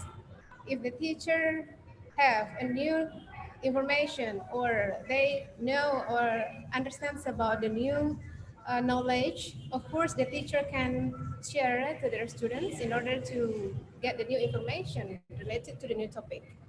And the next role as a teacher or is as a manager. Yeah, the teacher or lecturer can organize or manage their class well, start from the pre-activities and then during the classroom activities and also closing activities in order to make the systematic way in the classroom. The teacher should manage or create a well or good management in teaching learning process. The next one is as innovator. Now we are in digitalization era, so we can create or design or innovate or find the new strategies or a new approach or method in teaching learning, because we have a different students' personality, we have a different students' behavior in the classroom. So that's why we need to create or we need to find the approach or method which one is appropriate to our students. Okay. Next is as a facilitator. Yes, absolutely. The teacher should give many links and also many information or facilitate their students, even on campus or online situations. For example, nowadays, we teach online for our students. Of course, we can share our student link that the student can use to help them to understand about our topic or our materials. For example, teaching listening or writing or other skills. We can use Elo application or we can use TED Talk to improve students' speaking or pronunciations or we can use another applications to help our students easy to understand about our skill. The next is the role of the teacher as a motivator. We know the teacher, all the students sometime or some of the students have a low motivation in studying, and also they sometimes cannot study well in the classroom or out of the classroom. So as a teacher, this is our responsibility to motivate our students. Yeah, this is one of the problems. If the students do not meet or face to face with the teacher, yeah, sometimes they cannot ask what is their problem. They just keep silent. So our teacher, our responsibility as a teacher, we ask our student, maybe through the social media that we can use, for example, WhatsApp or Facebook or Instagram, we can ask them, any problem, everybody? If you have a problem, please ask me. You can contact me. Don't be shy to ask me about this problem. Okay, this is the role of the teacher as a motivator. And the next one is a counselor. Yes, um, many problems sometimes the student face in their life. For example, financial problem or family problem or personal problem. And as a teacher or lecturer, we can guide them and we can give the problem solving to them in order that they keep studying wherever they are. And the last one is as a designer.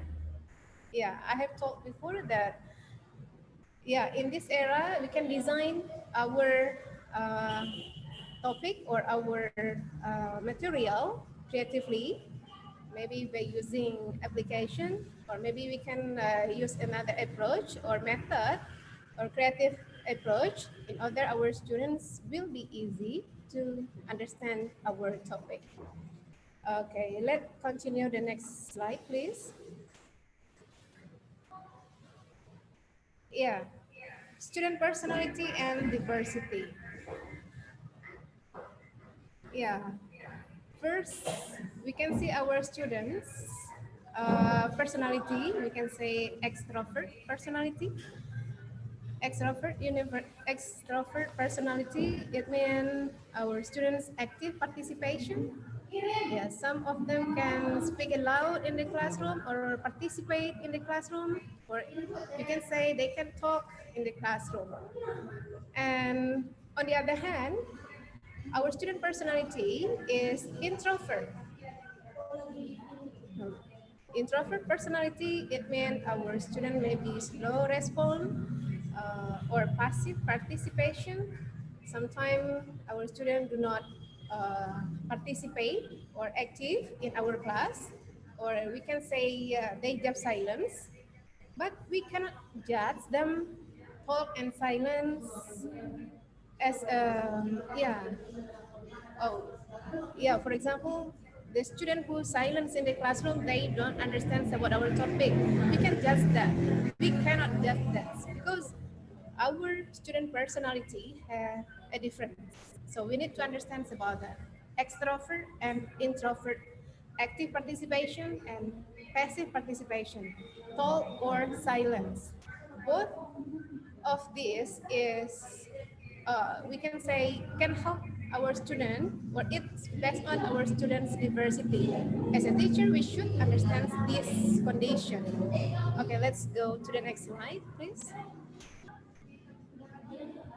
Yeah, because there are two difference of our student or diversity in the classroom. We need to set the strategy or learning strategy. Today, I would like to divide into two cases, offline or on campus, and also online. Yeah. Continue for the next slide, please.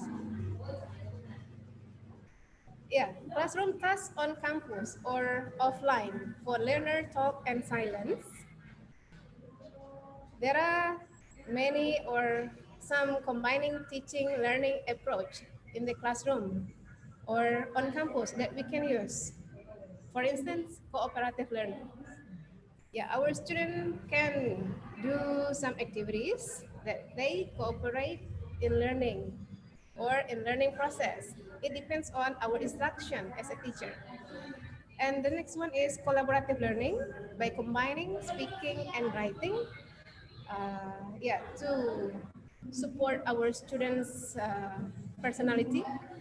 And the next one, we can combine by using role plays. Yeah, maybe this meeting we use cooperative learning, next meeting collaborative learnings, and next meeting second role plays, and next meeting we can use group discussion. Yeah, in order both the students, extrovert and introvert personality that the students have, we can touch them, not only for the active participation, but we can touch our students for the passive participation. And the next meeting, for example, we can use writing practice. Maybe we ask them by, ask them to write short story, article, and also for the higher education, we can ask them to write a book.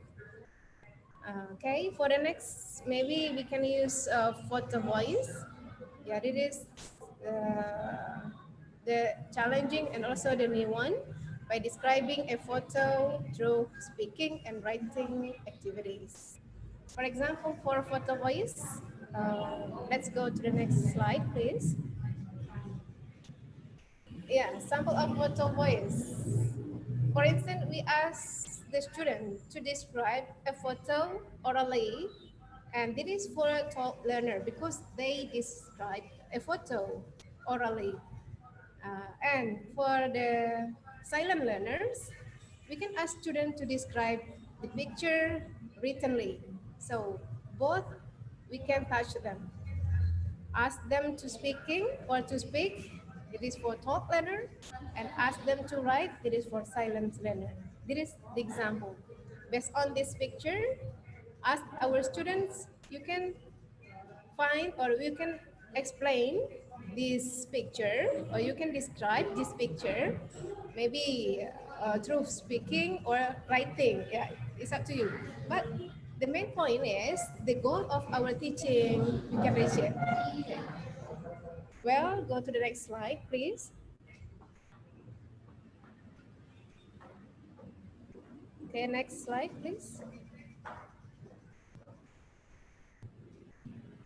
Yeah, in this condition, pandemic, coronavirus 2019, and new normal conditions, we need to know how to succeed online tasks. Yeah. First, by encouraging more engaging and supportive virtual classroom. Yeah, we can use Zoom meeting or Google meeting or video conference to touch our students and to ask them to participate in the classroom. And then we can ask them or we can preparing warm space with our students. And then also we can check in our students regularly. For instance, we have a meeting today, we have a class today, and we need to meet our student regularly. We need to check our student one by one. Yeah, that is one of the way uh, how to check our student, how to meet our student in online, in online situation. And the last one is teacher emotional. Yeah, as a teacher or a lecturer, we need to control our emotions. Yeah, because sometimes our students do not have, how do you call it? They don't have a pocket, yeah, to join the classroom meeting. They do not have a credit. Sometimes they don't have Android or high-tech mobile phone. So they cannot join our class or online classes. So don't be angry to them. Maybe you can call them, you can ask them, or you can send message to them. So our target is the education still,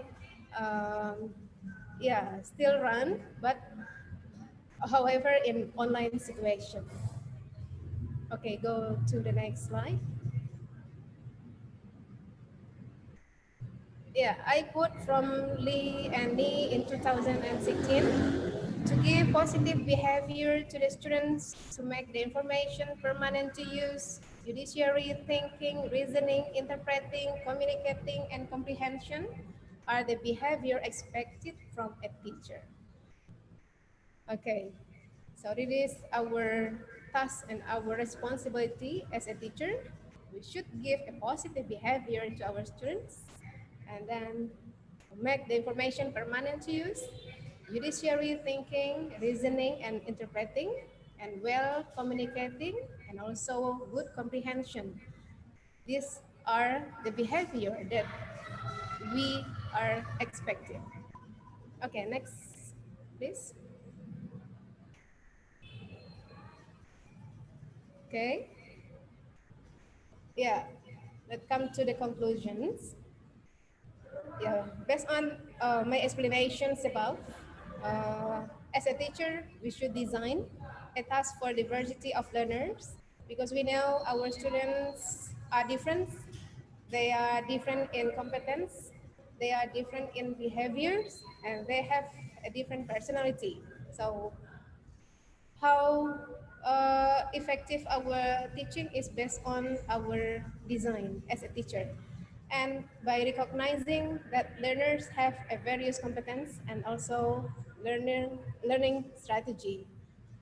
The second one is our conclusions is preparing teachers and learners need to develop preparing for a diverse group and diverse needs. So it means is need analysis. Yeah, because a different class or different student have a different need. Silence and talk also different. So we should design a lesson plan, or also we should design the material based on the difference of our students. And the last one is creating effective and interesting classroom atmosphere within online or on campus study, within online or offline study. Yeah, maybe there is three conclusion that we can share you. I do hope we can take valuable information and also knowledge from my presentations. And thank you very much. And let me close our presentation by saying Assalamualaikum warahmatullahi wabarakatuh. Waalaikumsalam warahmatullahi wabarakatuh. Thank you very much, Ms. Elvina Guzman. And thank you very much for all speakers. What a wonderful presentation this webinar today. Okay, we are going to the next section, question and answer section. I'd like to invite for questioner to ask each speaker. I mean, one question for each speaker. And please, if you have a question, tell your name, your affiliation, and your question, and to whom your question is addressed. Okay, please, Mr. Host, can you help me to find the questioner, please?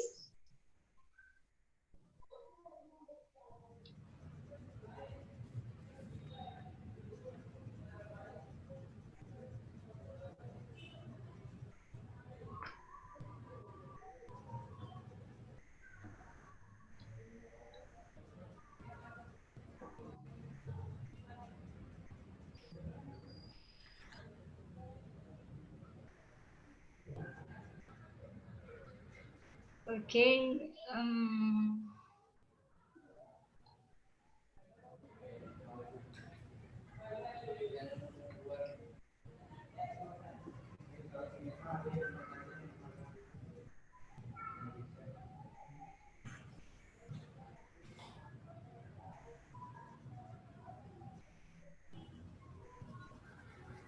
Maybe Miss Sukmawati Marzuki. Sukmawati Marzuki. Please unmute your mic, please, Miss.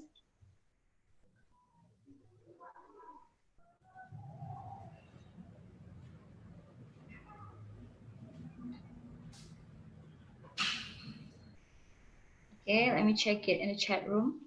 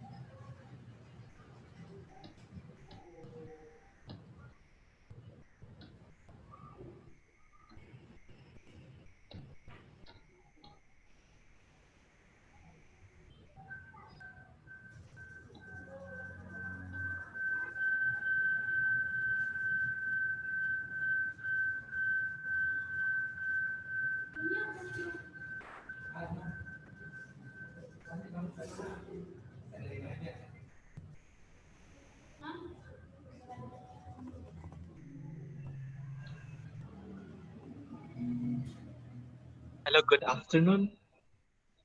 Good I afternoon. I have seen a question a while ago while I was having my talk. Can I answer the question? Yes, sir.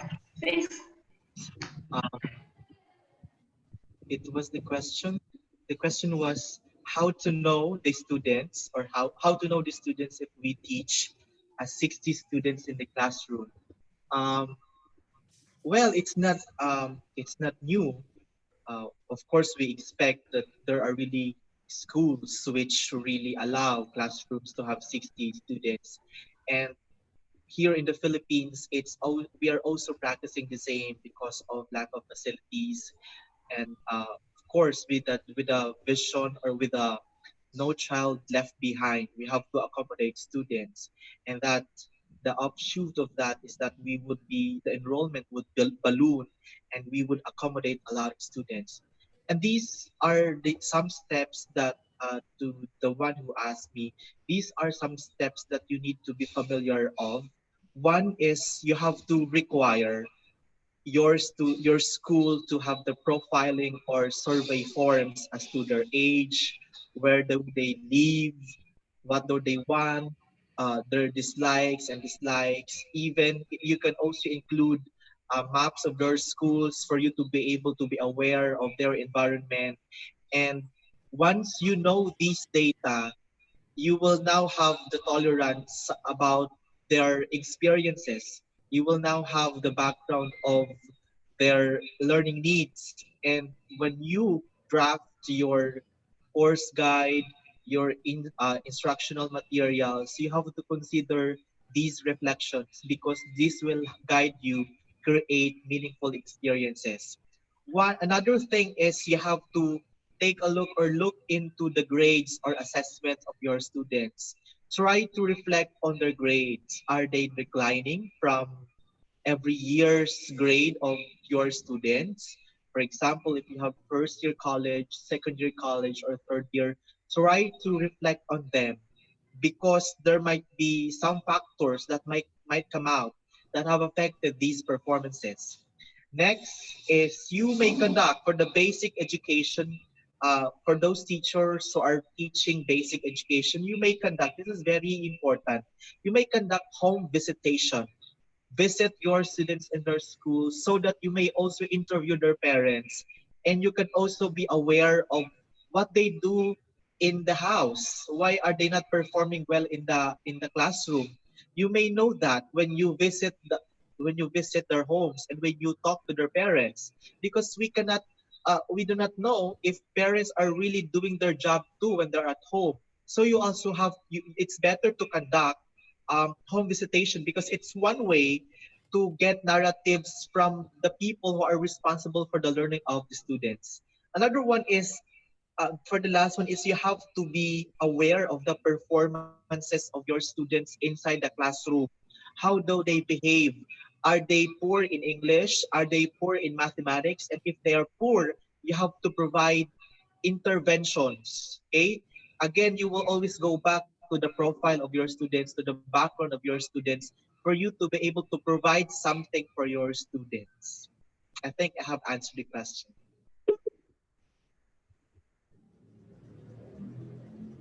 Thank you very much, sir. And next, Miss Levi Novianti from EIN Churu. Please unmute your mic, please. Okay. Okay, thank you, Miss. Okay, good. Thank you, Miss Host. I would like to deliver my questions to Professor Bao. Is he still here? Okay. Hello, I'm Levi. Can I? Okay. Sorry. I'm Levi from EIN Curup, Bengkulu, actually. This is really a great webinar, especially when we talk about classroom interaction, where teacher talk and students silence is a part of the teaching and learning process. But what I really want to know is, In Indonesia, actually, most of lecturers, let's say lecturers or teachers, also act as English foreign language learner for themselves. And they are teaching for students which also take a role as English foreign language learners. So my question is, Professor Bao, since you are a native English foreign language, is there any good or a perfect way for us as a teacher or lecturer who act as an English foreign language learner in building a natural interactions to the classroom so that the students already got their background knowledge for their culture, but they have also to find out how English is spoken in natural conversation. That's all. Thank you, Professor Bao and Haas. Yes, that's a very good question. Thank you for that. I think off the top of my head at the moment and based on my experience and observation, I can give three pieces of advice for teachers, learners of the target language. Number one, I think as a self-learner in the past, I would say what benefit me the most is learning through multiple channels. What I think works for me and for many of my colleagues was that maybe don't worry so much about the time. Like instead of sitting down, trying to toy very hard through foreign language learning for 2 or 3 hours, it will be much better to spend very little time every day, but using multiple channels. For example, maybe listen to news 5 minutes, reading a poem 5 minutes, reading an article maybe 10 minutes, and then chatting with a friend another 5 minutes, writing for yourself some sort of reflection or diary entry for another 10 minutes. So the more types of exposure you are creating for yourself, the better, because you have a chance to diversify your learning styles and tools. So you're not tired, you always feel refreshed, re-energized, and inspired. So what I suggest doing first is to create a range of activities on a list, and every day you pick a few and do a few of them rather than sit down and glue your eye to a book. That's not very, very good. That's the first thing. Second thing is, and there's been research conducted by one of my colleagues at University of Auckland in New Zealand, and she looked at what benefits students learning the most, what makes students enjoy learning, that make them visit the classroom as often as they like, and they never skip class. So she put up a list of things for students to evaluate, including teacher personality, learning content, topic, atmosphere, school culture, facility, and so on and so forth, for students to actually rank them as which one take the most priority, which one allows students to be more motivated and come to the classroom. And she discovered that the thing that is most important is learning content. If the learning content is interesting, inspiring, students can connect and they like it, it's new, fresh, interesting, it will keep them coming to the class, and it will keep them participating, because once you are inspired, you will talk more. So the more you talk, the more you learn. That's another thing. And the last thing is, I think coming up with a range of motivational strategies, including your look, believe it or not, teacher personality and looks and behavior play a big part in how much students are willing to open up. People say, many educators say this, you teach not only with your knowledge and skills, you teach with who you are. So people say, if a teacher is interested because that teacher in real life is an interesting person.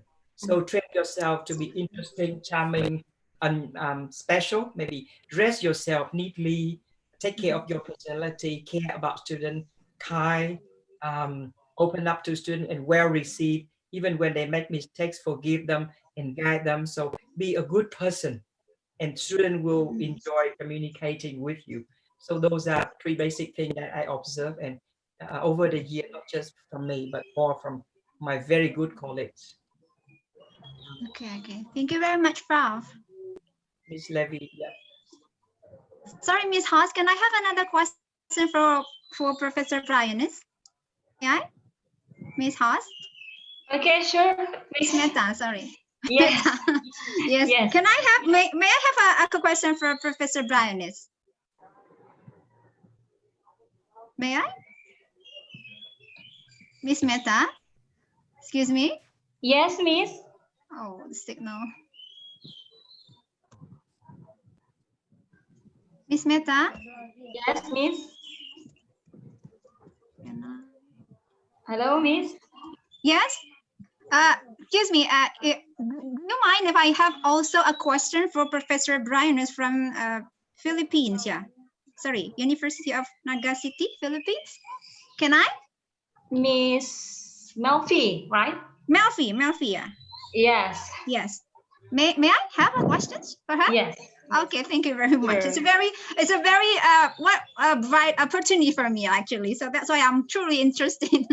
Okay. Professor Brianis, I've ever heard about grammar in interaction. Teaching our students in grammar in interactions. It's quite new for me since we also have to teach grammar in the form, in the rules, what I mean. So as a foreign language learner, it is okay if we focus on form of grammar. But in fact, we are teaching them how to communicate by using the grammar. So what do you think of it? I mean, how will we do the correction, I mean, when we teach grammar interaction? Thank you, Prof. Your question is very good. In second language acquisition, oh, the signals. I think, the fastest I'm sorry, the way, signal is not good in mine. are you hearing me? Yes, right now, absolutely, Professor. Hello, Yeah, Prof. Nice Yes, to meet you here. Okay. Yes, so nice to meet you too. I like your question. What I know is as far as acquisition of second language, teaching English, yes. So I think the fastest way, just like what our keynote speaker was saying, is exposure. Yes, we can, of course, teach the structure, the grammar, but the best way, of course, is using the language, providing them with opportunity to use it. And at first, never mind the wrong grammar. They will just learn it along the way. They have to be exposed. They have to hear native speakers. That's why our keynote speaker said we need to give them multiple exposure. Let them listen to native speakers through video. Let them watch YouTube. Let them have speaking partners. But the point is, in second language acquisition, the most effective way for me is exposure. Use the language, and then the learning of the rules will just follow. Okay. I absolutely agree with you, Professor. Thank you very much, Prof. Thank you. Thank you. Thank you, Miss Meta. I'll give it back to you. Thank you very much. Okay, thank you. And the next questioner from Miss Sumarni MPD from Samarinda. Can you unmute your mic, please, Miss? Miss Sumarni MPD from Samarinda.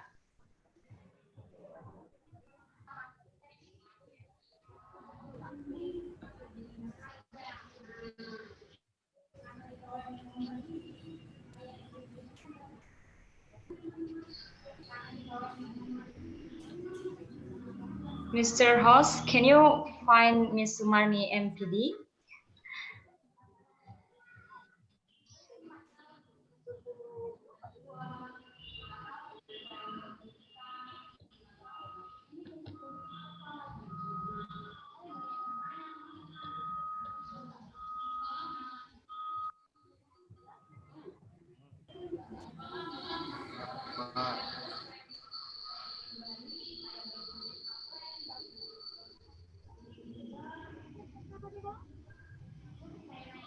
Bang, ada yang lagi, Bang.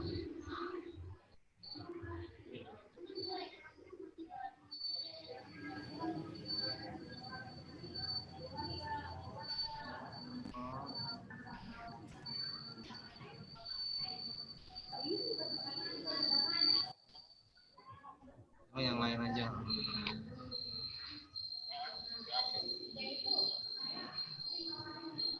Hello, Miss Sumarni MPD from Samarinda. Can you hear my voice? Maybe another questioner, maybe. Okay, another question maybe. I'd like to invite you.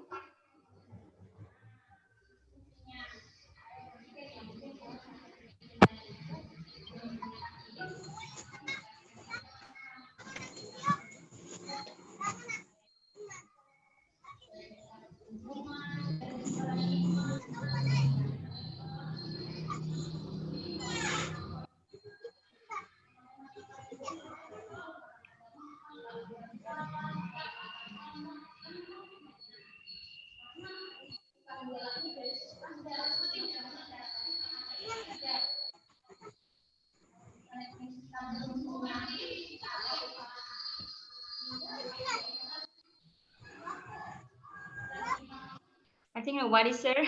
How?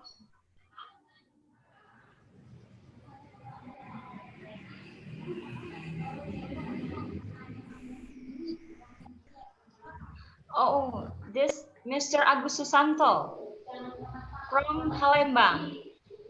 Mr. Agus Susanto.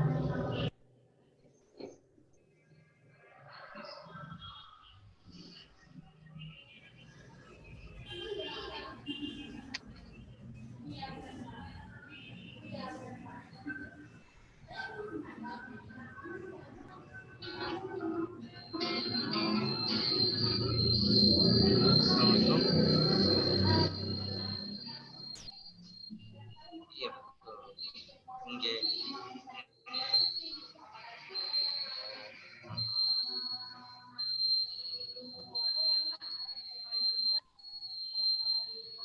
This is the question from Mr. Agus Susanto to Miss Elvina Guzman. How can we encourage and motivate silent students to initiate the talks as they probably consider themselves as inferior? For Miss Elvina Guzman. Okay. Okay, can you hear my voice? Thank you for the question, Mr. Yes. Agus Susanto from Palembang. Yes. How can we encourage and motivate silent students to initiate the talk as they probably consider themselves as inferior? Okay, please. Right. Actually, silent student, it doesn't mean they as inferior, because they have tendency, maybe they can share their ideas through writing activities. So we can judge that silent student is inferior students because they have another side to expose or to explore their mind or their idea. Yeah, as we know, silent and talk both have advantage, and also both silence and talk have benefit. If we can manage or can design our learning strategy or our teaching strategy in the classroom, both of our students' diversity in the classroom, we can touch them, we can encourage them, we can motivate them. They can, they can show their ability, they can expose their capability through speaking or through writing ability. So active and passive participation in the classroom, in my mind, they have a different side, but they have a same goal in reach their goals in teaching or in learning, or to be success in studying. So that is my opinions, Mr. Agus Susanto.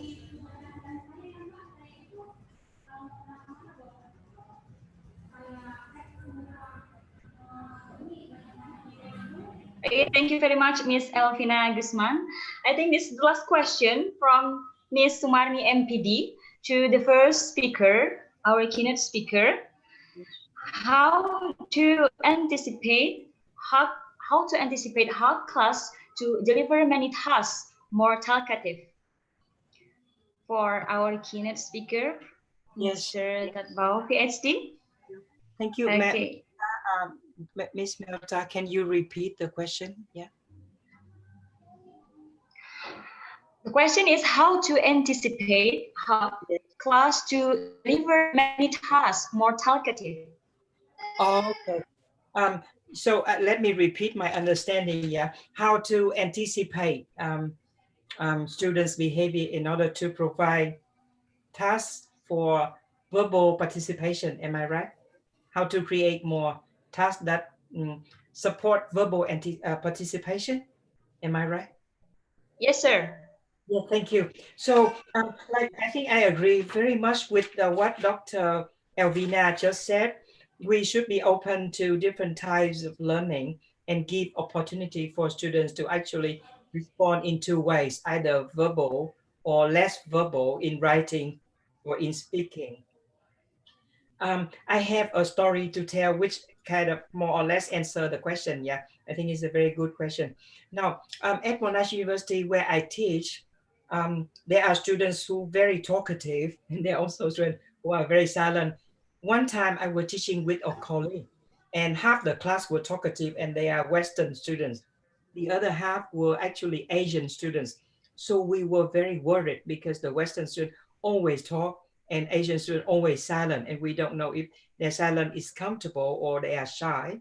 So we decided one day, me and another teacher, we brought in 3 sticks. Yeah, a bunch of sticks like that you use to stir your coffee, and we give each student 3 sticks, and we say these are participation sticks. They represent your right to speak during the lesson. So during the lesson, each of you has the right to speak 3 times. If you don't want to speak, it's okay. You can keep the sticks for next time. But every time you open your mouth and say something, you return 1 stick to us. So we keep the stick with your name written on it to know how much you participate. So we can understand your learning style and we can accommodate that better. Now the Western students, as usual, the moment they receive the sticks, they start talking very quickly, multiple times, and they return the stick to us. The rule is after you return the sticks, you lose all your turns and you cannot speak anymore. And as a result, there are 2 effects coming out of that activity. Number 1 is we balance the speaking time so that people who didn't used to be talkative, now they talk more. People who used to be too talkative, they took up classroom time, they now talk less. So obviously something nice happening. Classroom participation become equal because of that activity. However, some students were angry because they want to talk more, but because they talk too soon, they return the stick to us and they are not allowed to speak anymore. They sit there very upset and angry. In the end, they wrote in the feedback towards the end semester, they said, this activity is unfair because it takes away our comfortable way of learning. People who want to talk now have to shut up, and people who don't want to talk now have to try and talk more. So every activity has 2 sides, I think. One is it change people for the better, but sometimes it change people for the worse. So my advice is when we design an activity for encouraging people to talk, we need to consider the range of learners with different types of learning, so that in the feedback, they would tell us what happened and we learn from that feedback. I hope I answer your question a little. Yes, Miss Nata, yeah. Yes, sir. Yes. Okay. Thank you very much for all speakers. What a wonderful presentation today. And thank you very much for all participants to join with this webinar today. And hopefully the information that we've shared will be useful for our teaching process. Okay, I think let's close our webinar today. Thank you very much for all of you here. And finally, I say Assalamualaikum warahmatullahi wabarakatuh and see you. Thank you very much, sir. Mr. Datbau from Australia, and then Professor Roldan, and also Miss Melfi, and the last Miss Elvina Guzman. Thank you.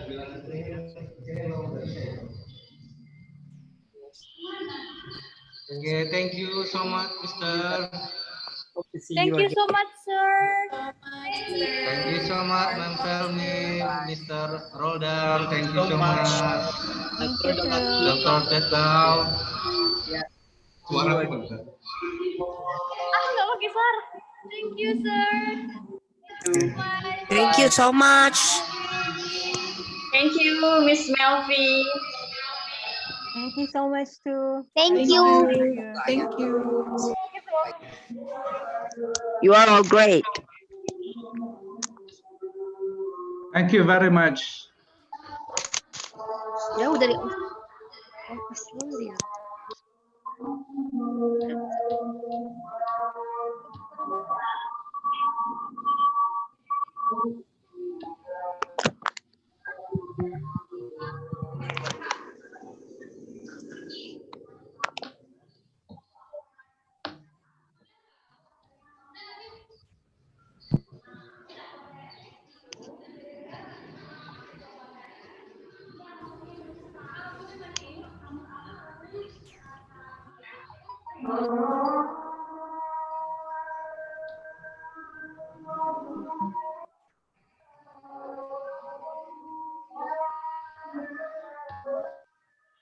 Webinar ini pas bagus tahu apa deh.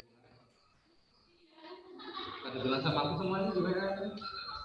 Banyak dia bilang. Bagus sekali seminarnya.